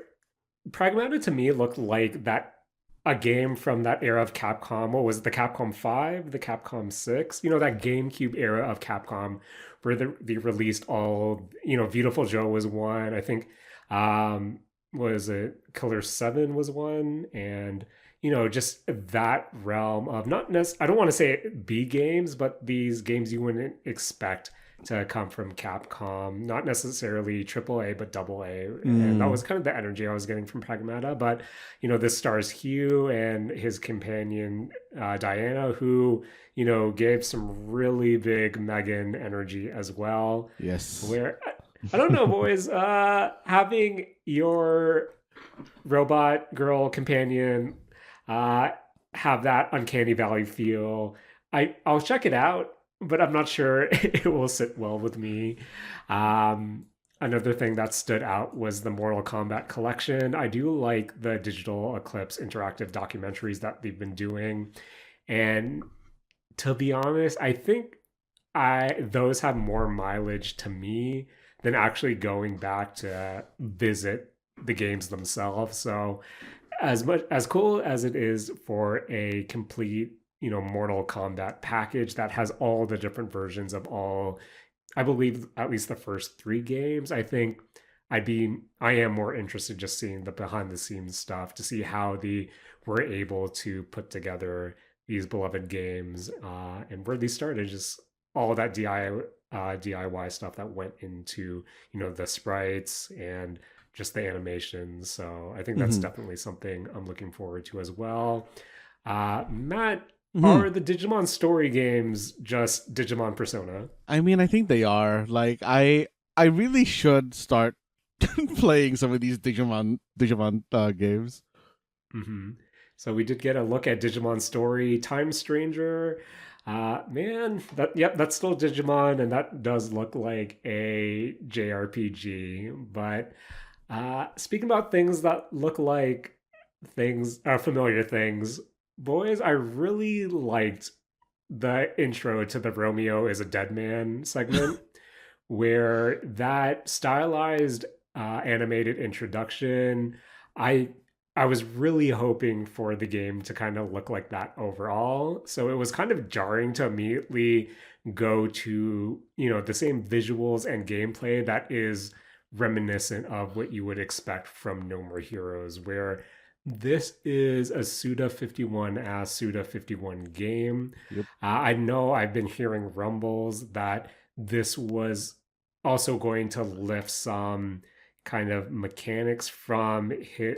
I'm not sure if you guys remember his or the Grasshopper live service game that was Souls Light adjacent, but the name escapes me. But yeah, while stylistically Romeo as a dead man is something I'm looking forward to, I kind of hope that there's more depth to the combat than what you kind of expect from his games right now.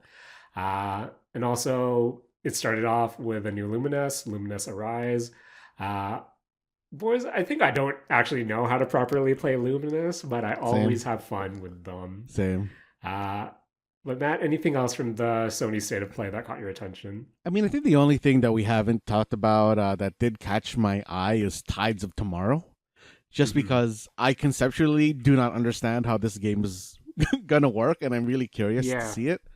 Because I don't know, the concept of like some multiplayer, some other, like, I guess most for the most part stranger that you don't know is going to be making choices that then you have to deal with is conceptually interesting, and I'm wondering if it's going to land in practice. Hmm. But what I'm also curious about with this game is like who's making the first choice, right? Because like there's got to be a certain game mode where you make the first choice that someone Mm. else is gonna have to react to. Hmm. So like I'm curious about some of those mechanics as well, or like some of those modes potentially as well. So I Yeah. want to know more. I don't know if I play this game, but I do want to know more Hmm. about like what Hmm. it is they're trying to do. Same. Same. Yeah. And finally, they did also show off Hirogami here, but this also has a demo that is also available during the Steam Next Fest, so potentially something we'll discuss next week as well. But moving on to Mr. Keighley's event itself, Summer Games Fest. And similar to how we talked about what ended the show, we did get a glimpse at the end of Resident Evil Requiem, Resident Evil 9, scheduled for February 27th, 2026. Boys, I'm really curious to see what form this game takes, considering that this should round out the trilogy that, contains Resident Evil 7 and Resident Evil 8, which were these first person horror experiences. But, you know, the rumblings about Resident Evil 9 online for a while now have been saying that this may be a more open Resident Evil game. And what does that actually mean for the franchise? There's rumors of multiple protagonists, with Leon being the more central one. So I think with the success of Resident Evil 8, but also the success of the remakes, I'm just really curious to see if this will be a fully first person game or if it will be a blend of what we have kind of come to expect from the remakes as well. Plus, to see if there are any truths to the rumor of, yeah, this might be a open world Resident Evil game, where I thought the trailer looked cool, but it just left me with a lot more questions of how this will kind of turn out. And I guess we won't really wait for long. This is out in 8 months as well. But You know what Rakush, I'm curious about? what's up? Which of the letter E's they're gonna flip around to turn into a 9? It's the Q in Requiem. Yeah, it's the Q. How is it the Q? What? They Yeah, showed it's it in the RE. trailer. Yeah, Oh it's shit, did I control. miss that? Shit. Okay. Well, that joke landed flat. But Rakush, before this trailer, the second last game of Summer's Games Fest, we got to see an extended look of the new RGG game. Rakush, what did you think of what was once known as Project Century? Yeah, so it's now going by the name Stranger Than Heaven and has some really interesting jazz funk music playing along with it, similar to a lot of Cowboy Bebop stuff. I am curious what this game is because, Mark, I don't know if you've played any of the Yakuza games. If you have, you might be able to speak to this, but there's definitely a part of one of the playable levels that is taken from the Osaka parts of Yakuza. And so I'm wondering how many assets they're reusing for this game, but also in what capacity they're reusing this game. So, or they're reusing the assets. So yeah, like it looks really interesting. I just want to see more before like being like fully on board with this. Right? Where I know with how the Like a Dragon games are going now, with the mainline ones being that turn-based ones, I would think that this would occupy the same space as what, the Judgment games, like the spin-off games are, where this might be more of your traditional, or not necessarily traditional, but the more hand-to-hand combat, and I guess not the turn-based style. So I am curious Mm-hmm. as well, just to see how this goes. But just from a style perspective, I thought that this looked really great. Really looking forward to it as well. But Matt, Hmm. anything from Summer Games Fest that you were looking forward to as well? I mean, I'm looking forward to those Lego games that they announced or Hmm. at least showed off during this Summer Games Fest of Lego Voyagers being that co-op, two-player co-op, I believe it's like a co-op only type platforming puzzle game, I think it is. Hmm.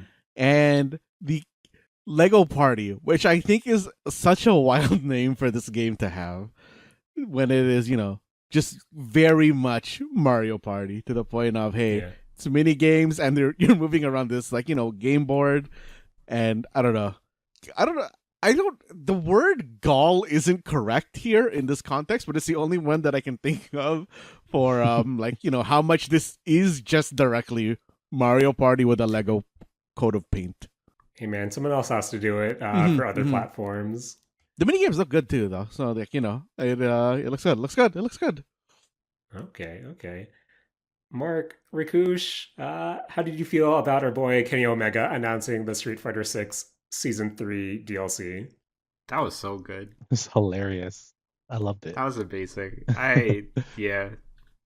I absolutely Mark, love the fact that like he just was totally open to doing whatever and he completely sold It it. was Like it probably was his idea, to be fair. probably, yeah, actually no, yeah, yeah. Mark, as someone who is currently playing Street Fighter 6, what do you think of the inclusion of Alex, Sea Viper, Sagat, and Ingrid? I mean, it's about time they got Sagat.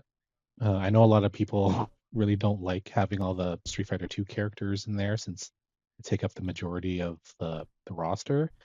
But Sagat is like a staple, I think, for any Street Fighter game. So that's great. Alex, I don't really care for him in Street Fighter 3, but it's cool to see him in this game. If anything, I liked him more in that. Did any of you play that Capcom versus Tatsunoko game for the Yes. Wii? Hmm. Hmm. I Oh my loved him god. in that game. He was great. Um, who else? Sea Viper. I'm actually really happy they added. It's about time. And of course Ingrid, which is really weird, but Mark, why do people hate Ingrid? I don't know why they hate Ingrid. I mean, I guess it's because she was part of that terrible. Was it Capcom Fighting Jam that people Evolution or didn't really like? something? I don't know. I never played it, but yeah, I don't know. I don't get the hate. I think it's cool. I assume they're going to update her fighting style. She looks different. Hmm. So yeah, I don't know. I have no issues with her. I don't know why people are hating on her. This is the second or the third season pass? the third. This is the third. Yeah. Yes. And people are like, there's still some sort of like hesitation to see Street Fighter 2 characters in this game. Like, we're kind of 12 characters deep into the DLC here. I think people are just tired of. I think people just want to see more Street Fighter 3 representation, because as of right now, it's only Elena and, I guess, Alex. I know like a lot of people are really wishing for Makoto, Dudley. Dudley, yeah, but yeah, I don't know. I mean, it makes sense to have the Street Fighter 2 characters in there. Like, they're the fan favorites, right? Like, they're the ones that put Street Fighter on the map. But yeah, Yeah, like I feel like if you're going with like just familiarity of like the names, right? Like Yeah. Sagat versus Urian, or like, you know, Dudley I think might have some recognition, but even Oh, to yeah. like a certain extent, I would say like that's a limited reach as well. So like I see why they went with Sagat. I see why they went with Crimson Viper. Like I do see the logic behind these. Yeah. I mean, if we're only getting 4 characters a year, you know, not everyone's favorites can make it, and that makes people big mad. But Yeah, it's Rakush, the internet. What's are up, you ready to save the Wu-Tang clan in Wu-Tang Rise of the Deceiver? dude? Oh my god! Listen, I don't know what this game is gonna be. Okay, like It's they gonna did be not a show co-op how any brawler, of the. from what I've read. They only showed one character though. It's being described as a co-op brawler where you go around teaming up, saving the Wu-Tang clan, and then teaming up with the Wu-Tang clan to save other members of the Wu-Tang clan. Interesting. Damn.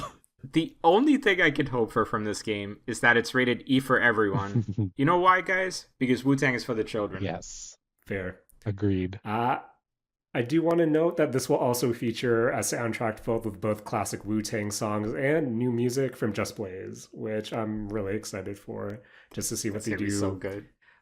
music-wise. But yeah, we only saw a few seconds of combat, and a lot of people pointed out that this might have a similar, you know, that stop-motion framey effect that we saw in, you know, South Midnight, the Spider-Verse movie. So really curious to see how it actually is in action. But Matt mentioned that I asked you earlier if we were supposed to see Marathon in the Sony State of Play, but realistically, Matt, do you think Arc Raiders is eating Marathon's lunch? I mean, I think so. Like some of my other groups of friends are just like all talking about Arc Raiders, even though, you know, I keep out of that conversation because that's not really my type of game. But Fair. Not a fan of Yeah. extraction shooters, Matt? Jaren, we've talked about this when we talked about, you know, every other extraction shooter. We're babies. We don't want to gather loot for other people for them to shoot us when we're trying to extract. Fair. Fair. Speaking about games, not for me on paper at least. Guys, I actually really like the look of Killer Inn from Square. That's that Among Us werewolf game where you're at a party and you're supposed to try to figure out who the murderers are before they murder you. Where I like the premise, I like the aesthetic, but nope, those games stress me out too much. I haven't Yeah. played Among Us since the pandemic, and I probably don't plan to as well. But I wish there were like an element of like a third party in this who is trying to, I don't know, like it just kind of feels like a game where from what they've shown so far, a sort of like third party, like a detective character could really help the whole procession of things as well. Maybe that's what is lacking. aren't the non-killers sort of just trying to be the detectives at that point? I mean, it usually depends on your flavor of werewolf or mafia, right? Fair. Like, Fair. yeah. Yeah, but it ended up seeming more like a combat game than it did like a mystery game. And I feel like maybe once more is revealed, sure, like, you know, it might be less combat heavy than it seemed here. But yeah, I don't know. Cool concept. From what I saw, like it seemed like it was a little bit too one note for me. Fair. Well, you know what wasn't one note for me, Rakush? What's up, It was Jared? the game of the show, where, boys, I spent a good 40 minutes poo-pooing on Mario Kart World when the real racing game, Sonic Racing Crossworlds, was shown off. Because, boys, Mm-hmm. Not only one, I know I played it, but I didn't realize how much uh, love the Sonic Racing Transform games actually got, and how there's a good portion of the gaming audience that prefer it to Mario Kart 8. But want to know why I'm going to prefer Sonic Racing Crossworlds to Mario Kart World? I'm pretty sure I know why. I think we all know I why, think we all actually. know. I think we all know, When they Jared. revealed my favorite Sega character, Hatsune Miku, is going to be in this game, that I popped off. That was bigger than Snake being in Smash Brothers. That was bigger than Cloud being in Smash Brothers. Dare I say, Whoa, whoa, whoa, whoa! Mm. Don't say it. I was going to say bigger than Joker being in Smash Brothers, Oh, but okay. if you follow Saturday Morning Lore, you would know that I fell asleep during that reveal. Oh Matt, man. who do you want to see in Sonic Racing Crossworlds now that we know that Hatsune Miku, Ichiban from Like a Dragon, Joker from Persona 5, and Minecraft Steve will be in the game? Ooh, I don't know who else you could get in there. Like has Master Chief already been in this game? Or this like series? No. I feel like, I'm kind of just like going down every single character you've told me that's in Fortnite, and I'm just like thinking, does this person fit? I'm just really excited to see Hatsune Miku and Football Manager in the same game.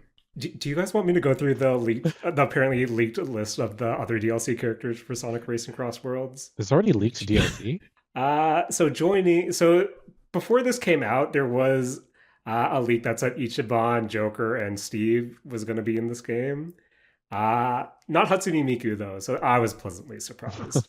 But apparently, someone shared art of Aang from Avatar: The Last Airbender, but not a design people have seen before. They also showed SpongeBob and Patrick, and then they also showed the Teenage Mutant Ninja Turtles. Of course, What? Really? Sorry. Are you sure this isn't just like a different racing game? Because that sounds like it should be a different racing game. Yeah, like that Nicktoons fighter. The Aang that they showed had the same hoverboards as the characters had in Sonic Racing Crossworlds, where my favorite Sega characters all here. They should add Goku and Nimbus to this if they're like, you might as well. Guys, how likely will we see Goku in Marvel Fighting Souls? Oh, that'd be so cool. Oh man. I mean, I don't their Arc Sys already has the move set for him. So I feel like Cell would be a better character if I'm being honest with you. Yeah, I'm really curious to see if they'll handle guest characters there, like they are handling in Sonic Racing Crossworlds. Matt, did Toa and the Guardians of the Sacred Tree, the anime Hades, do anything for you? Jaren, I really hate to say this. I hate seeing Hades likes. Oh no! I honestly now that has become kind of like the go-to way for roguelikes to kind of just be designed, it is honestly just become a boring design for me. Fair.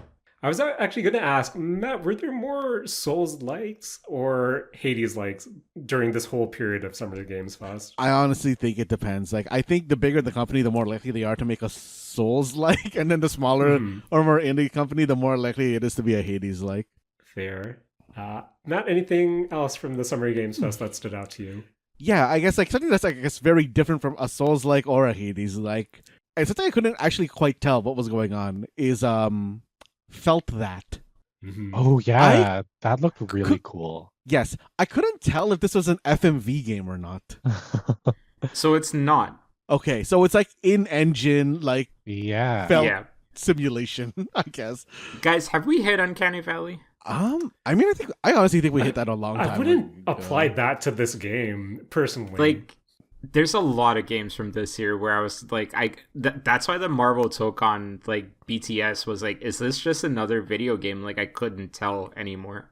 I'll be honest, I think Felt That Boxing was probably the most I've been excited from at least the Summer Games Fest portion, just because I think this was probably one of the most visually stunning games that I saw the entire show, assuming this was all in-engine, in-game footage. Yeah. where this is a punch-out style boxing game with, Jim Henson style Muppet puppet.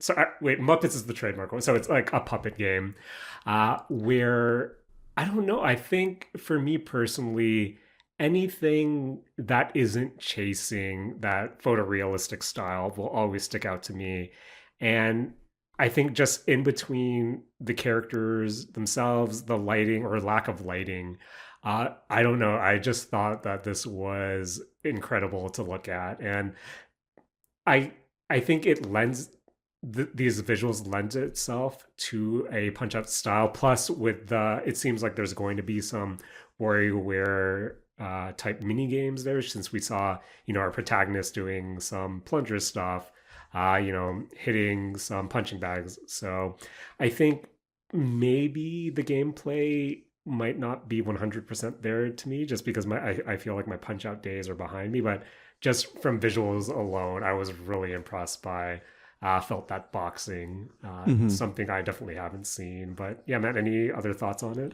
I mean, no, I think you kind of encapsulated everything I was thinking. I was just Mhm. like really, really confused at what I was actually looking at here. Fair, fair. Real quick for me, Code Vein 2 was announced, and boys, as someone who still follows Code Vein 2 uh, communities, some people are getting worried because Code Vein, the original one, Anime Souls, had multiple endings. So not only are a lot of people curious which ending they're going to go as canon, but people are wondering if this will explore more connection to the God Eater games. And more importantly, dare I say, the most important thing people are worried about is this looks like it has actual protagonists, which goes against what people loved about the first one with the anime character creator and being able to surprise make Hatsune Miku fight in this dark anime world. So I'm really hoping they bring back the Oh, character creator, because I don't want to play as. I want to continue playing as Hatsune Miku or Shinobu from Demon Slayer. man. Okay, I don't know why that reminded me of this, but going back to Tokon, I really hope that they put in Japanese Spider-Man, and by that I mean like the emissary of hell Spider-Man from like the Power Rangers esque That Japanese would be Spider-Man, amazing. Yeah, because this I'd is the love that. only place that I can ever see that guy again. I think.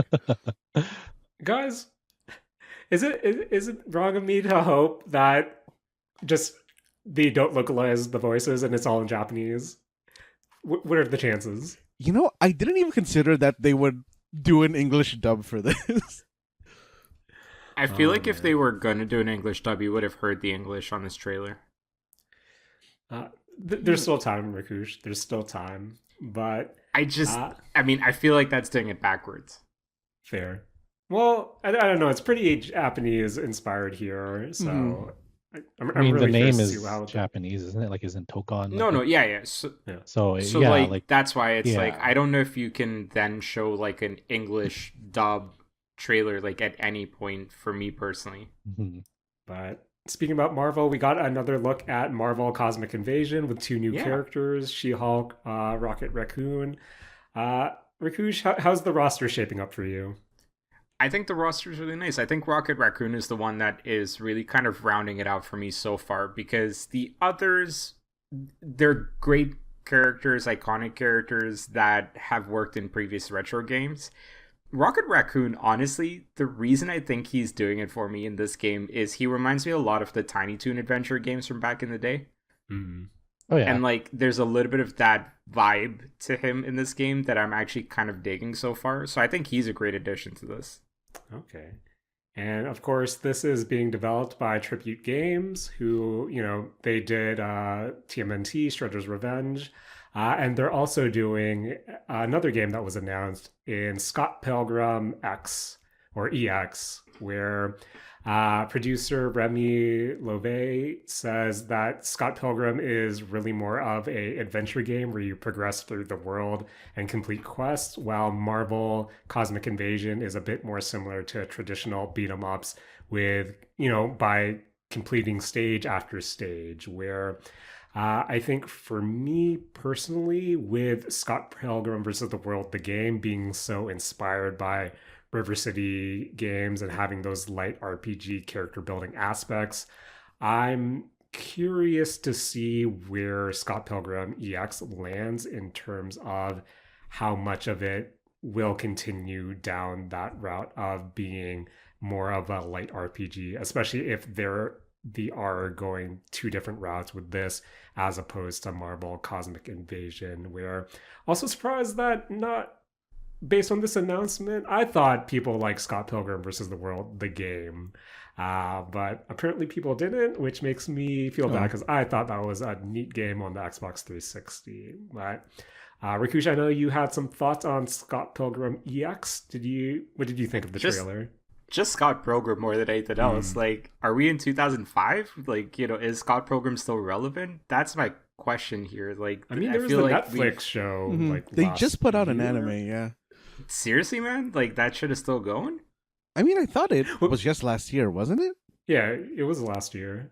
Oh, I think. Honestly, I think it's more so just like I'm surprised that like this one series has had such longevity to it. I mean, I personally don't love the series, like whatever, but like considering it's only like 6 or 7 volumes of an actual series, like I'm surprised that it's resonated with people for this long. But like to me, this is absolutely like a mid 2000s thing. Like even everything that was in that trailer was like, this feels very like mid 2000s hipstery in a way that's like, it's wild to say it's retro at this point because it's 20 years ago, but like yeah, it just all kind of hits a little bit different in this day and age. So like I was very surprised that like Brian Lee O'Malley is still kind of like making bank off this franchise. But yeah, I think it's gonna sound really weird considering like the difference in amount of I guess content there is between what do you call it, Scott Pilgrim and I think Bleach. I think I felt the same way when the Bleach anime came back. I think the way that you're feeling about the Scott Pilgrim kind like of the mid 2000s thing. I'm like, oh man, Bleach is back. That's wild.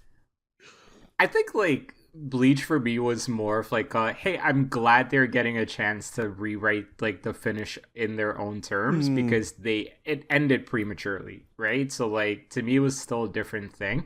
But I do see like the mid 2000s vibe to it because like they did kind of pop off at in the same years, I guess. So I do see a little bit of like where you're going with that. But yeah. I mean, boys, we're in the mistake zone. We're anime, manga, game adjacent, and we know that there are fandoms that are begging for more with less source material compared to Scott Pilgrim. So I think I'm not surprised that this is coming out, mostly just because again the anime last year. Plus, I think the Scott Pilgrim versus the World, the game, was also re-released just a couple years ago. Where I get the sense that it's still impressive that this series from the mid 2000s is still able to have such cultural cachet, just with the movie, with the series being such a cult following, and still people just showing up, I guess, in droves to be able to support media like this. Still bummed out that vinyl pressing for the soundtrack is still way too much money than I would ever pay for it, though. But boys, speaking about what another thing that was shown here that actually really surprised me. I talked about this during I think our last Steam Next Fest episode, Matt, but really surprised that Axe of Blood got a showing here at Summer Games Fest, where Rakush, I know you had some notes here. What did you think of Axe of Blood? Dude, okay. It took me a couple of watches of the trailer because at first I'm like, something about this feels familiar. I couldn't pinpoint what it was. It wasn't another game or anything. And then like second or third watch of the trailer, I was like, okay, no, I get it. I get what this is reminding me of. This is basically The Raid, the video game. Like the Indonesian action movie from like 2010, 2011, I believe. It has so many similarities to that in a way that's just kind of like, will the game itself be good? it looks promising. Like some of the combat looks interesting. I think what I'm curious about is how they're gonna balance the use of weapons versus the hand-to-hand combat, because like what's the point of hand-to-hand combat if you can just use a gun, sort of thing. So I'm curious how that's going to work, how scripted that's going to be and stuff like that. But I just kind of love the fact that there is a video game that is directly inspired by, I think, one of my favorite movies of all time. Even like that final sort of like part of the trailer where like they're teasing like this hand-to-hand combat, and they like reach out like the hands and like, you know, get into the pose, like that is literally the pose from the Raid 2. So there's a lot of that is a direct inspiration on this very clearly. So that looks pretty interesting. In a way that like Stranglehold was interesting because it was a sequel to Hardboiled, which is another one of my favorite movies of all time. So and was Stranglehold a great game? No, it was an okay game, but I still enjoyed it because of just kind of what it meant outside of like the actual quality of the game itself. Yeah, I went back to when we talked about it, Matt, a few weeks ago for the Steam Next Fest episode. And, you know, credit to the developer. He's, you know, Jeff Keighley said, you know, it's a single person with a few friends developing the game. They're updating the demo a lot. I feel like I still have it installed, and I feel like every couple of days it sees a new update. So I think they are listening to feedback, just tuning some stuff. To answer your question, Rakush, why would you use hand-to-hand over the guns? I think the guns felt like shit when I played the demo. Fair. So hopefully that's been revised. But yeah, I just hope the demo, when I played on the Steam Deck, did feel a bit wonky, but at least it did have a better showing here, where it is combat that is reminiscent of, you know, that Arkham free flow combat counter system, similar to Sleeping Dogs as well, where, you know, I'm still keeping an eye on this. I'm really glad that they were able to get the platform here. But yeah, I'm just hoping that when it is finally time to fully come out, that it just feels a bit tighter, because really do want to root for this game. Real quick for me, Jeff Keighley said Fractured Blooms was Doki Doki Literature Club meets Silent Hill. Dude, Jeff, don't say stuff like that. Don't say stuff like that. I messaged Matt about this, where I was like, you know, that game looked like it had an interesting vibe, and then the anime eyes appeared. Yeah, I don't know. And like the whole vibe of that trailer was not good for me. Yeah. Like, is it supposed to scare you? Because I didn't feel any of that tension as soon as the anime eyes came on. I think it was made experientially worse for me because Jeff Keighley said that it was, you know, Doki Doki Literature Club meets whatever the other game was. Silent Hill. Yeah, I think if he didn't mention that at all, that trailer would have been a lot more normal. Which I feel like that misses both points of Doki Doki Literature Club and Silent Hill, but that's just me. Boys, that was anything else from the actual Summer Games Fest Prime, or real quick, should we go through the Xbox showcase? I just want to give like a shout out. Like... Oh, sorry, go ahead. No, you go ahead first. Oh, I was just gonna say, like, one of the games that I really liked, kind of similar to not really similar to Felt that, but that game Out of Words, that was like hand or stop motion puppets. Yeah, I think that's how they animated it. I thought it looked really cool, and I think it's like a co-op game.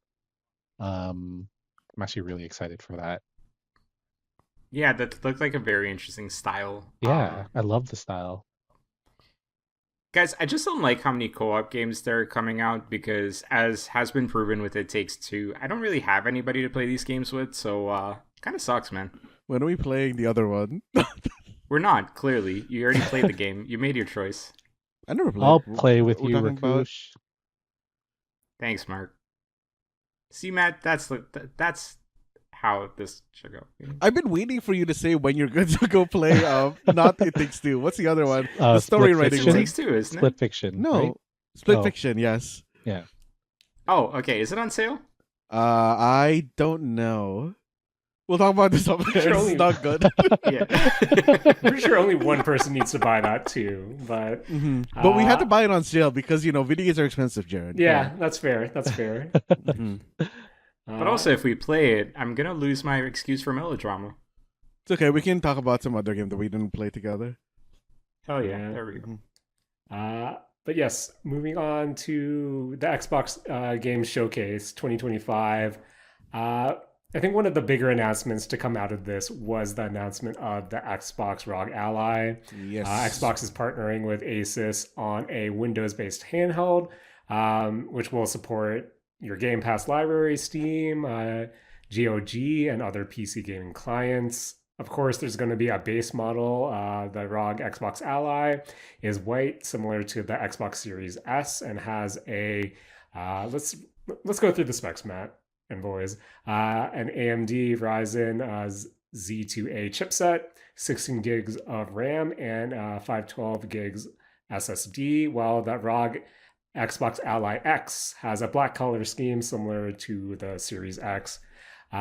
With a AMD Ryzen, what is it, an AI7 Z2 Extreme chipset, 24 gigabytes of RAM, and a 1 terabyte SSD. Both models will have a 7-inch 1080p display with 120 hertz refresh rate and will support AMD FreeSync. Releases holiday 2025. Matt, are you going to... Now, do you see yourself owning a game or handheld PC in the near future? I mean, I don't know how near future, because I have been looking at the Steam Deck. Something that I have been looking to buy, but I've been wanting to wait because I didn't want, I've been waiting for a new Steam Deck in essence. Yes. Because I wanted to not be as buying such an old, I guess, product. And honestly, the ROG Ally is really, really kind of appealing to me. Especially, when I think back to a lot of the Steam Deck stuff I've talked to you about with Jaren. You've mentioned that you've had a hard time, running things that aren't Steam games. Yep. Running other clients and, them kind of say like, hey, we're going to support, the Game Pass client, the Steam client, GOG's client is all very, very appealing to me. And it is something that I would want in this form factor because there are games like I mentioned last week with Fantasy Life where I kind of want that on the go kind of feel, a pick up and play kind of format, and this is really, really looking like it might hit what I want to have. Would depend on the price, I'm assuming, though. Oh yeah, depends on the price. Yeah. For sure. Mark, as a Steam Deck user, do you feel the need to kind of upgrade anytime soon when it comes to gaming handhelds, or you think between this and between your Steam Deck and the Switch 2, you're good for now? I mean, looking through, I was looking through like the Steam Deck or the Steam Store. I've been noticing that a lot of games are not Steam Deck compatible with especially the newer games. I mean, it's fine if I want to play older games, but like in terms of upgrading it, I mean, the ROG looks very tempting, and the fact that it supports a bunch of clients is pretty great. But I guess the one thing that I only read an article about it. Is this thing kind of like a portable Windows machine? Can you run Windows on it? And can it play it's going to be a Windows-based handheld. Oh, okay. And you can play Xbox games, or is it just Game Pass games?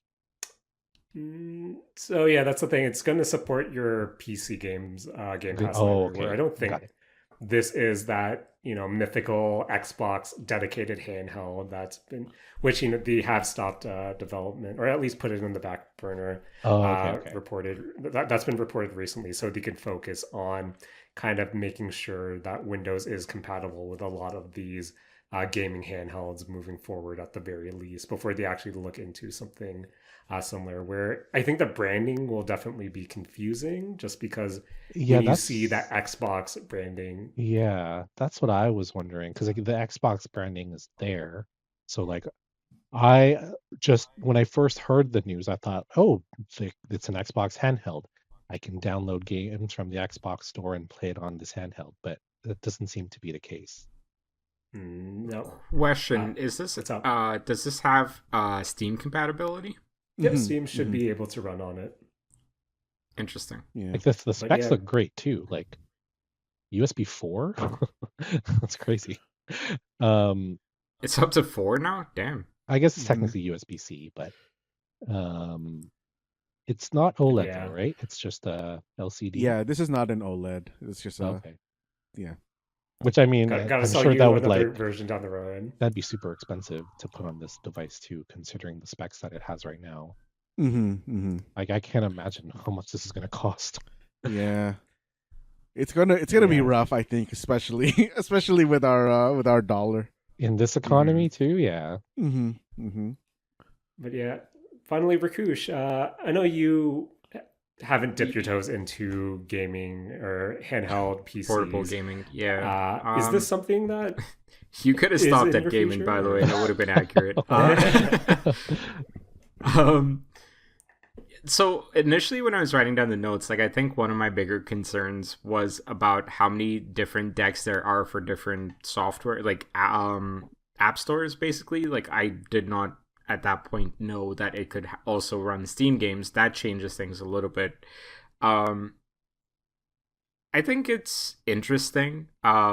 It less stress, not stressed. I'm not really stressed about this, but like less concerned about just like how split up everything could become with like these handheld devices and stuff like that. Because for a little bit, my interpretation of it was kind of going the same way as like early streaming services were, where it's like suddenly you had Netflix doing its own thing, and then all the NBC shows getting taken off Netflix so that NBC could put it on Peacock, and then HBO Max was its own thing. Like this idea of everything getting just sort of like fragmented and like split up into its own little sort of environments and ecosystems and stuff was a little bit of a concern. Now, if this handheld actually plays everything, cool. I think that's a pretty promising thing.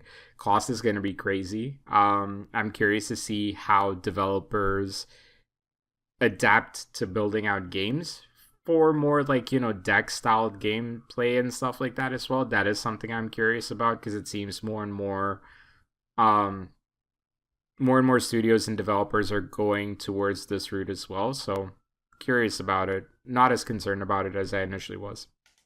Fair enough. Fair enough. But yeah, since this is a beefy boy episode, moving on to some other quick hits from the Xbox showcase. Matt, Mm-hmm. are you ready to go back home to Persona 4 Jaren, with I'm never Persona going 4 back. Revival? I'm never going Never back. going back? Never going back, Jaren. I learned my lesson with what do you call it? Ancient Persona. I can't even remember the name of that game anymore. Metaphor? Yes, Metaphor Fantasio. Jaren can't go back. Boys, Are you going back, Jaren? I think I've gone on record here saying I think Persona 4 is probably my favorite game all time. And then Persona 4 Golden came out, and then that I won't get into it, but if Persona 4 Revival is more golden and less vanilla, probably won't go back if I had to be 100% honest. Where I'm, I don't know, I'm really curious what Persona 4 will look like in. Honestly, I don't even think this is a 2026 game. I think what they showed was not a lot, and given that we found out about this game just because a few of the original English voice actors said that they weren't approached to come back for it. I still think this is pretty early in development, but just with the current discourse around how bringing back Persona 4 will be in 2026, 2027, given some of how particular themes and characters were handled, what was it, Matt? Close to 2 decades ago now or something? Where I, I'm I'm more curious what form this takes place rather than playing it, just because I think, while not 100% perfect, Persona 4 Vanilla is my ideal game. So, uh, considering what happened with Golden and what potential changes might be in store for better and for worse, uh, I'll keep my eye, but I probably won't play this. Mhm. probably won't. I probably won't play Super Meat Boy 3D because that game looks hard and I don't like hard games. I mean, personally, I'm like really super excited for Super Meat Boy 3D, kind of just because of what they did to the 2D, I guess, like difficult platforming genre. They were really, I think, the ones that pioneered the tight controls that you expect in that sort of game. And I'm really, really curious to see how they are going to adapt it to the 3D space. Right. That's fair. Mm-hmm. Plus, Matt, you're good at video games and I'm not, so that's where we're going from here. Does Grounded 2 do anything for you? I mean, I really enjoyed Grounded 1, and I think, I'm looking forward to messing around in another backyard in Grounded 2, assuming it's another backyard. Okay. Boys, Hmm. is Animo a real game? Because that doesn't look like a real game to me. Which one? Animo? That it's like Pokemon, but not Pokemon because we saw what happened to Pal World and we don't want that to happen to us.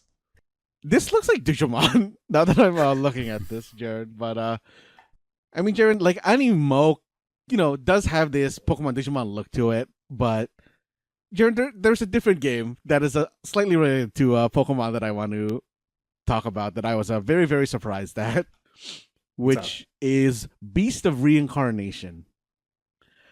Or Beast of Reincarnation, I am honestly just so surprised to see Game Freak make a game that isn't Pokemon. I honestly forgot that they did other games other than Pokemon when I saw that trailer. Yes. And when I saw the trailer and how good it looked, I got mad at Pokemon Violet and Scarlet. My favorite guy.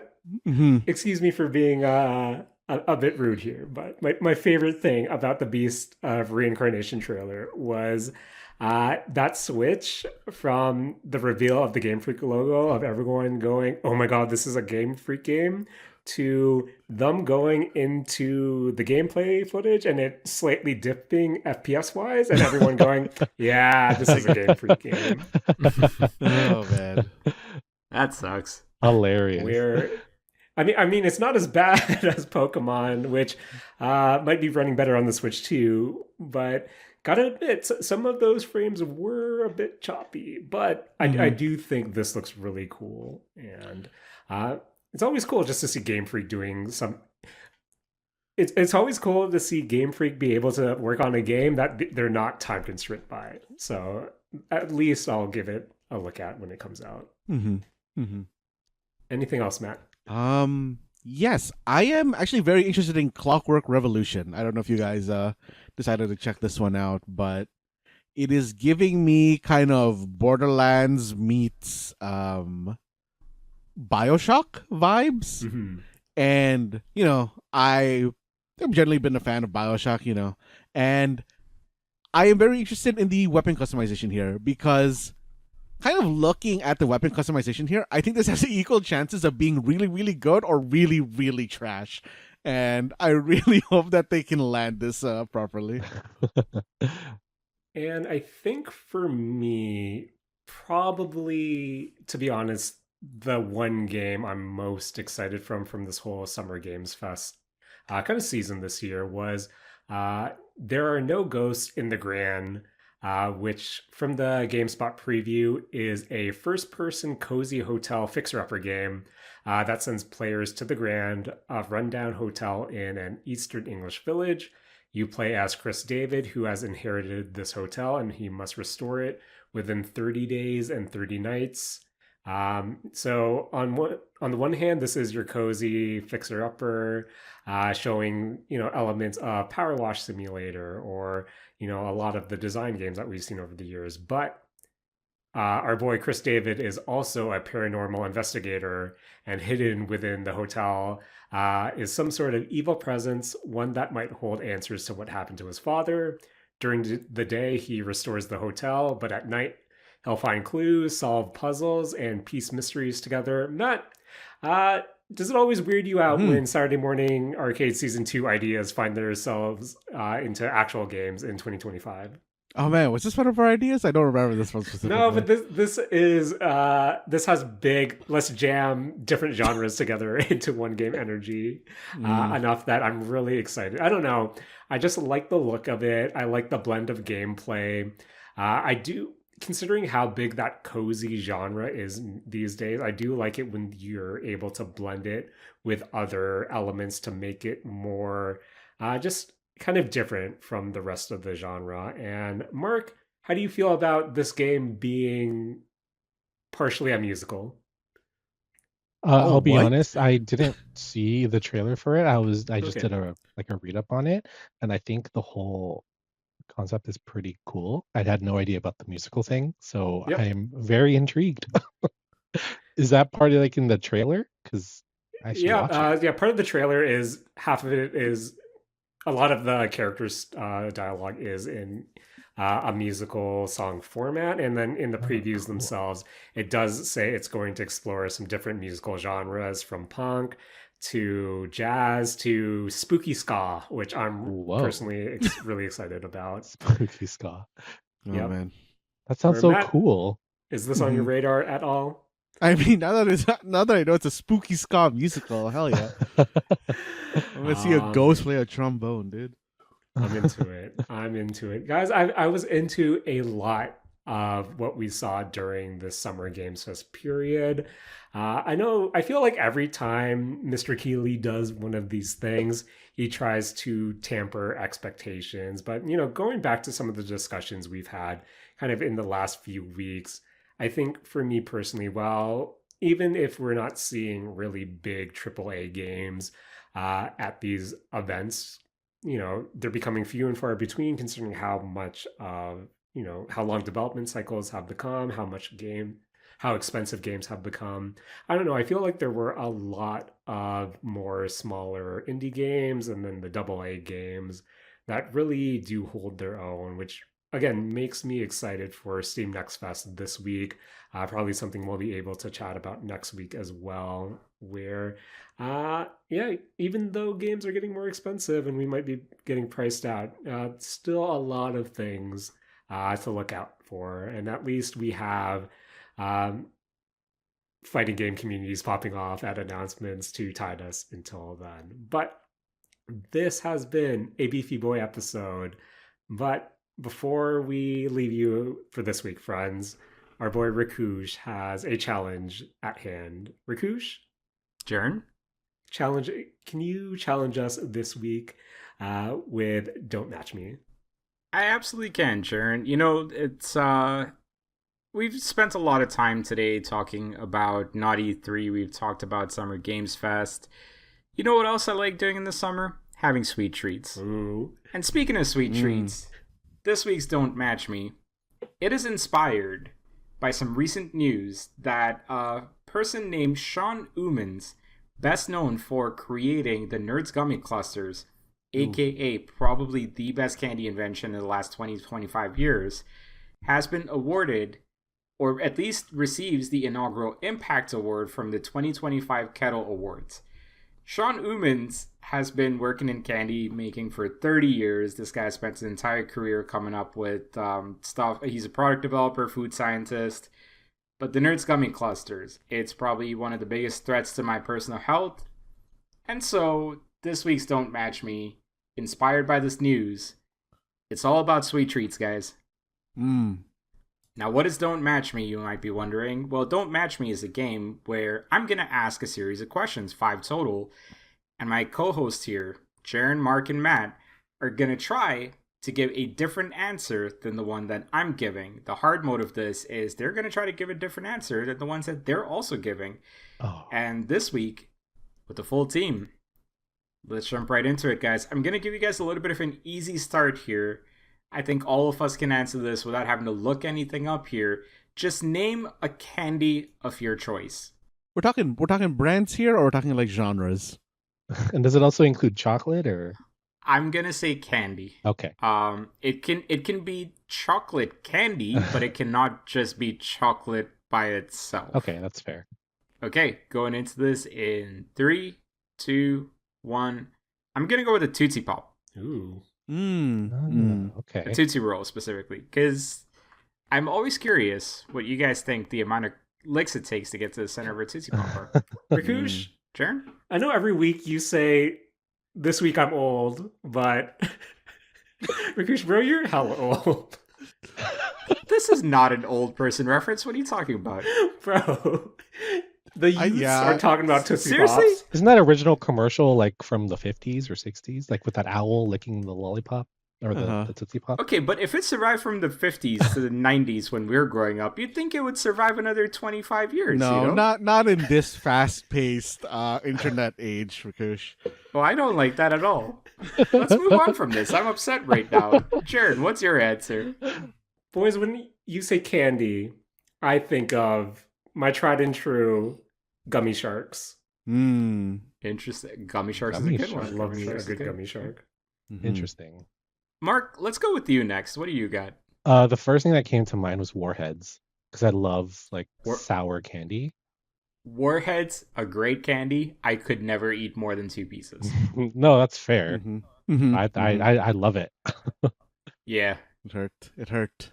Yes. Matt, what candy hurt you? I mean, this one didn't hurt me. This one's designed to not hurt you. Actually, Ooh, it's okay. lifesavers. You know, they got that hole in the middle so you don't choke on them. Right. Okay. But you could get your tongue caught in the middle. I don't know what kind of like softness or dexterity you got going on with your tongue, but if you're getting it stuck inside the tiny hole of a lifesaver, you got some, maybe some skill. Maybe some skill. I'm gonna go with skill here. I am just saying, that is a possible hazard there as well. It's not saving as many lives as you guys might think. Is all. Rakush, sorry to interrupt, and I don't want to scare away your friend, but boys, if we're talking about mouth stuff, could you guys open up a Starburst candy in your mouth? A Starburst? No. With the no, I can't. unwrap it. Yeah. No, definitely not. I Damn. have never tried this. I've never tried it either. This sounds but like something I would try and then like choke on. I still think I won't be able to do The it. crazy thing is, this is not the first time that question has come up in my life. So, like, yeah, Rakush, I apologize for calling you old because I just outed myself as the freak of the mistake zone. So please it's carry okay, on. man. Listen. Freak has no age limit. Wow. Yeah, profound, isn't That's it? impressive. I mean, Wait, I what used is to open it impressive? with my mouth a lot. I thought it was cool. Oh, man. Yeah, it's very impressive that you can do that. Yeah. I'm trying to figure out how, but anyways, go on. Moving on, guys. Moving on. Listen, we talked about some hazardous candy in the first question here. So this next question, I'm actually going to share a link for this with my co-host here because it might be a little bit difficult for them to look this up otherwise. But guys, I want you guys to look up and give me an answer for a dessert, a sweet treat that is currently banned in Europe. I can only think off the top of my head. If you made it in America, I can only think of like one. Same, and I think I know which one you're talking Yeah. about. Fuck. Yeah, when you say banned candies or sweet treats, one comes to mind. Sweet treats. Okay. I'm gonna go in 3, 2, 1. My answer is the Little Debbie products, the little Debbie rolls. Apparently banned in Europe. Ooh. Rakush, just to clarify, you're talking about the Swiss rolls? Yes. Okay. Where are those ones banned? So most of these are banned because of the dyes that it Right, contains. yeah. So a lot of it is the European Union has banned dyes apparently called Yellow 5, Yellow 6, and Red 40. Yeah. Apparently Red those are the 3. 40 recently got like banned here. And a lot of people who eat Takis are mad at it. Wait. Oh no. Oh man, that's what made Takis taste good? No, you know how like when you see Takis, they're just like destroyed, they're covered in phenomenally dust. red, yes. That dust contains a lot of red 40, and now that it's kind of getting banned more, they're covering Takis in less dust. Oh, That sucks. I thought they were banning Takis. Bring back. I would have like hoarded some. Nah. Little do you guys know, this is the debut of my new campaign, Bring Back Red 40. Jared, what do you got? So originally, I thought I was just gonna go try to say, oh, when you say banned sweet treats, I immediately think of Kinder, but I wasn't sure if that was banned from Europe. So based on the link you It's a provided, European chocolate. It would be wild if that's banned from Europe. yeah, is the Kinder with the toy inside? Is that still banned in the States or? Yeah, that's banned in the Mhm. States. Okay. All right. But in the spirit of your question, Rakush, I went with my freaky candy Starbursts. Starburst is 2 for 2 on you. Interesting. Starburst is Um, banned in Europe? Yeah, apparently it contains something called titanium dioxide. Oh my It's God. an additive that's banned in the EU Oh. due to its potential health risks. Okay. Mm-hmm. So not only are you opening up that packaging all freaky like, you're also inhaling some titanium dioxide And right there's probably like garbage on the wrapper itself, which I'm also injustified by. Probably, yeah. Mm-hmm. So the titanium dioxide, least of your concerns. Got it. Okay. Mark, what do you got? The first thing that came to my mind was Twinkies, because I feel like that's an Twinkies, an yes. American only thing, and like who in their right mind would consume that much sugar? It is an insane amount of sugar. Holy shit. Mm-hmm. Matt, what do you got? Yeah, I think I lose the hard mode here because I also went with the Twinkies. Oh damn. Mm-hmm. It's okay. Listen. Sometimes, hard mode comes with debts. We're not doing a no-kill run here. It's okay. Okay, but I just want to say, I was looking at a list. Farmed salmon is banned in Europe. Which one? Farmed salmon and corn. Yeah, I saw. I know exactly what page you're on. Yes, I did see that too. That was just weird. Some other gummies, some other candy that is banned in Europe, Skittles, because of the dye, yellow 5 and yellow 6. M&M's, not banned in Europe, but a modified version of M&M's are sold in Europe, likely because of the outer shell. Nerds and Nerds gummy clusters banned. Sour Patch Kids also banned. Oh, I love Sour because Patch of titanium Kids. dioxide. Oh shit. Yeah. I just had a full bag today of Sour Patch Kids. Damn. A full Excellent. bag of titanium dioxide. Great. Listen, you keep eating it, you might turn into the next character of Marvel Tokon. Nice. Guys, speaking of foreign products, speaking of foreign influences on Western things, I don't know if that's actually where I want to go with that transition, but speaking of foreign things, guys, name a dessert from a foreign country. Ooh. Okay. Now, I am going to put some limiters here. When I say foreign, I do mean outside of North America, outside of, let's say, your typical Western treats like donuts, ice cream, anything like that, we're going to count out. Oh, okay. However, if you got a variation of that is a little bougier, sure, yeah, let's go with it. I'm going to go in 3, 2, 1. I'm actually going to go with a Korean dessert that's called bingsu, because I've been seeing a lot of those locations near me recently. Nice. For those who don't know what bingsu is a milk-based Korean shaved ice dessert with sweet toppings that may include chopped fruit, condensed milk, fruit syrup, and red beans. This is read directly from Wikipedia. Let's jump right into it. Jaren, what do you got? Rakush, Yeah? I matched you, but I didn't match you because I went with Matt. Mark, are you surprised that I went with Hollow Hollow? I'm not surprised. Not surprised. I think it's different enough. That's a good choice. Mm-hmm. Yeah, I think it's different enough because Hollow Hollow, from what I remember, is not like shaved ice, right? It's just ice. No, it is shaved ice. It's just Is it shaved ice? It's what you put in it. That makes it different than bingsu, I think. Okay. Yeah. I think it's fine. I'd say it's different, yeah. I think it's different as well. Jaren, you're still alive on hard mode. Mark, let's see if you're alive. So it's between two, but I'm just gonna go with kanafe, which is an Arab dessert. It's basically like there's layers of cheese and I forget what the dough is called, and then there's pistachio crushed on top. It's so good. I'm craving it so bad. Dude, I love pistachio. Same. That's man. The other Pistachio's thing. great. Actually, no. I'll say whatever. Well, my other thing is after. It might come up. Matt, what do you got? I mean, I feel like I took a risk here by picking this one since you're hosting this one, but I kind of just went with mochi. Honestly, it's a good answer. The reason listen, when I'm coming up with these answers, I'm trying also not to match you guys. I'm trying to I'm psychoanalyzing you guys. What's Matt gonna say? What's Jaren gonna say? Don't Match Me at its core is about matching. You just don't want to go with the answer you think the other's going to give. That's Think fair. about That's that. why I didn't say my other one. What was the other one? Gulab Jamun.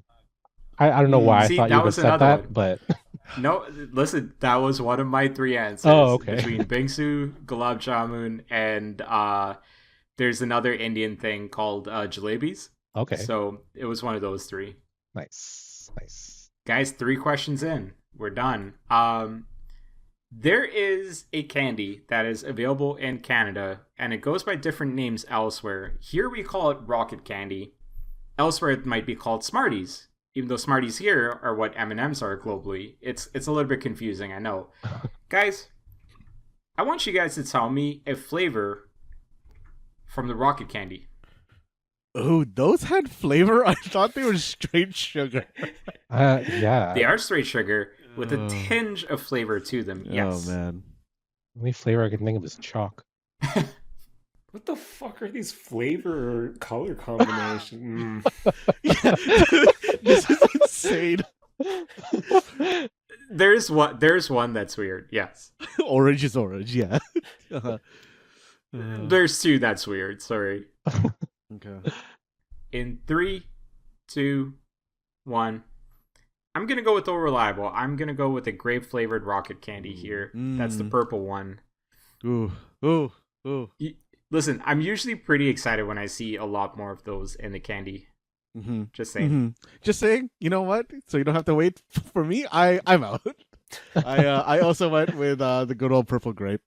It's okay. You know, it is the best flavor, so I completely understand. Jaren, what do you got? Man, I was gonna go purple, but then I remembered, no, that's Matt's color. That's Matt's color from years of playing Saints Row. So I went with what I was insulted by when I looked at this list. I went with green, which is apparently strawberry, which should be illegal. I'm glad you went with that, so we could talk about that. Because why is green strawberry? I mean, Is it because of Red 40? Like, is that why we don't have any red colored candy here? Like, it's blowing my mind right now. Just thinking about all the candy out there that's not red. Okay. Before I answer that, with my snarky reply here, Mark, what was your answer? Mine was also green. Okay, so everyone's out of hard mode right now. Well, no, Jaren's still alive on hard mode because he answered first. Technicalities. So, okay. There is the pink equals cherry here, right? So, like, if you had to pick between cherry or strawberry, which one deserves the pink or red color more? I feel like strawberry deserves it more. Ooh. Honestly, yeah. I'm glad you brought this up because I'm insane. Because yes, pink should be strawberry, but I would have accepted cherry as green because of cherry limeade is a flavor in my head. Sure. Where honestly, they could have said green equals cherry limeade and not even have a hint of lime, and I would have bought that. You know, It's very obvious to me that Jared is riled up by this. I apologize for adding this question here. I would have thought that if cherry wasn't pink, it would have been white. Which I think is also kind of just like, Oh yeah, Yeah. that's fair. Yeah. Which is the other weird one from this list because so the 6 colors that they have is white is orange cream, like that one's yellow is okay. pineapple, pink is cherry, green is strawberry, purple is grape, but then there's an orange that is orange. Mm-hmm. So like you got 2 oranges realistically here, which is kind of weird to me. Yeah, that seems lazy. That's like lazy writing on Right. like I don't know a show. Since we're on the topic, and I apologize, Matt, for this beefy boy episode. Oh yeah, dude, we're hitting a long time. When you think of green flavor, what's green to you guys? Lime. Watermelon. Apple. Ooh. Ooh, Mark, I hate you. Oh man, no, I just don't What? I just don't like green apple. I'm sorry. Oh, I okay. just just like pushing that onto you through association. Yeah, I'm Oh, man. floored that green was strawberry when no way green should be strawberry. Not a chance. Yeah, that's Mhm. that's a real weird one. That is a real weird one. But guys, it's the last question. Listen, it's been a very long episode. We spent all of it talking about some cool games coming out, some iconic characters, and speaking of iconic characters, I want you guys to take a look at this list of Pez dispensers historically, and name a character that has been a Pez dispenser before. Ooh, I know one off the top of my head. Yeah. This is the Excellent. entire list. Oh my gosh. Apparently, it's the entire list. That's crazy. It kind of is. Yeah. Oh wait, you know what? I should check this list to make sure it's an official Pez dispenser. Listen, go with your heart on this. It's fine. Jaren, is eating a Pez out of like a character's mouth stuff?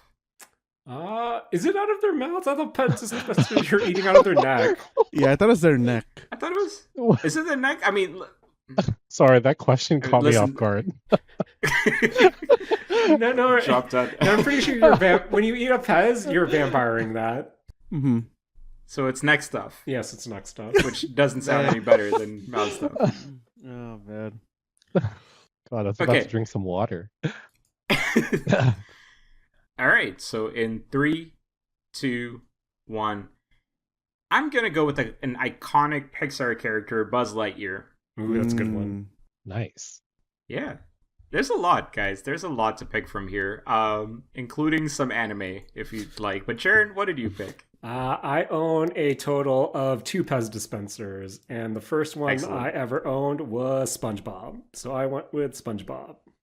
Oh, that's a good one. Mark, what do you got? I went with Kamen Rider. Ooh, That's a good one. Only because I remember Interesting. seeing one at a thrift store. Was it a thrift store? Whatever, in a store in Japan once. I should have bought it. Mhm. Oh man. Maybe I should keep an eye out for like Pez dispensers when I go there next. You know, kind of related to Mark, the one I picked and had to make sure was an official Pez dispenser was the RX-78 Gundam. Because that would have been good too. you guys, That's a good one.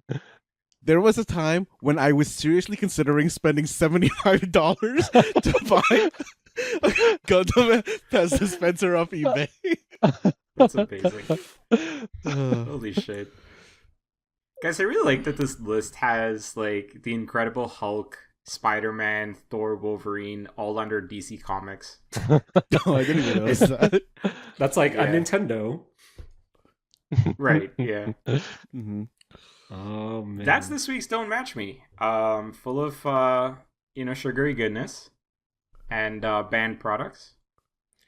You know, going through this list, I'm also sad to find out that the Hatsune Miku ones weren't official.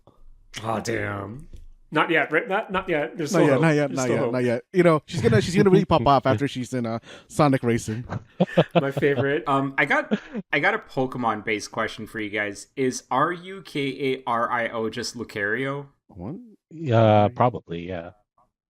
Okay, so it's just going with the It's going with, Wii like, pronunciation. Got it. Yes. Yes. Mm. Boys, what a beefy boy episode of the Mistake Zone this week. Yep. Talked about a lot, and after that Don't Match Me challenge, I am pretty hungry, but I probably shouldn't have sweet treats close to midnight. But what I can have close to midnight is giving thanks to some of my best friends in the whole wide world. First up, of course, Matt Alba for joining me this week, and of course, editing this beefy boy podcast. Thanks, Matt. Yo, thanks, man. You know, as always, I want to thank you for hosting. And man, this is going to be a 2.5 hour episode. I feel like we haven't done one of those since we were actually, pre-pandemic. Oh man. Speaking about the pandemic, gotta thank my best friend who accompanied me to EB Games to pick up Animal Crossing during the pandemic. Mark, thank you for joining us, telling us about your Switch 2 purchases and your time with Mario Kart World. Thank you for having me. I'm sorry if I rambled and took too long.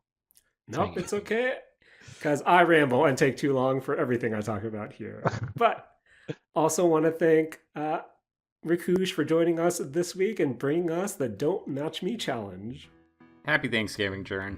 Hey, thanks, man. And of course, this is normally when I think a bunch of things, but this is a beefy boy episode. So as always, want to thank my best friends and Hatsune Miku. Matt, please take it away. Wow, is Hatsune Miku not one of your best friends? I was gonna say She's the bestest friend. Guys, Yeah. Nah, you guys don't get it, bro. He can't call Miku a best friend because then Miku's friend zoned him. You guys don't get this, man. Come right, on. Right, Damn, makes sense. damn. You gotta understand your friends. guys, Hatsune Miku gives me a high five every day when I play fitness boxing, and that's a bond I'll always treasure. Oh, that would probably run really fast on the Switch too. Oh shit! I should see if it's supported. I should really see if it's supported. Doesn't that need like a peripheral holder for the Switch controllers or the Joy-Cons? Nope. Not. I don't even put the safety straps on. You know, Damn. living on the edge. He's Living a on the renegade. edge. The bad boy over here. Damn. Miko likes bad boys, man. You know this. Damn. Oh man, but Matt, We're in the please mouth stuff. take it away. Sorry. This has been Mistake Zone, and we're all out of Naughty 3 2025. I thought you said naughty 3. I was like, damn.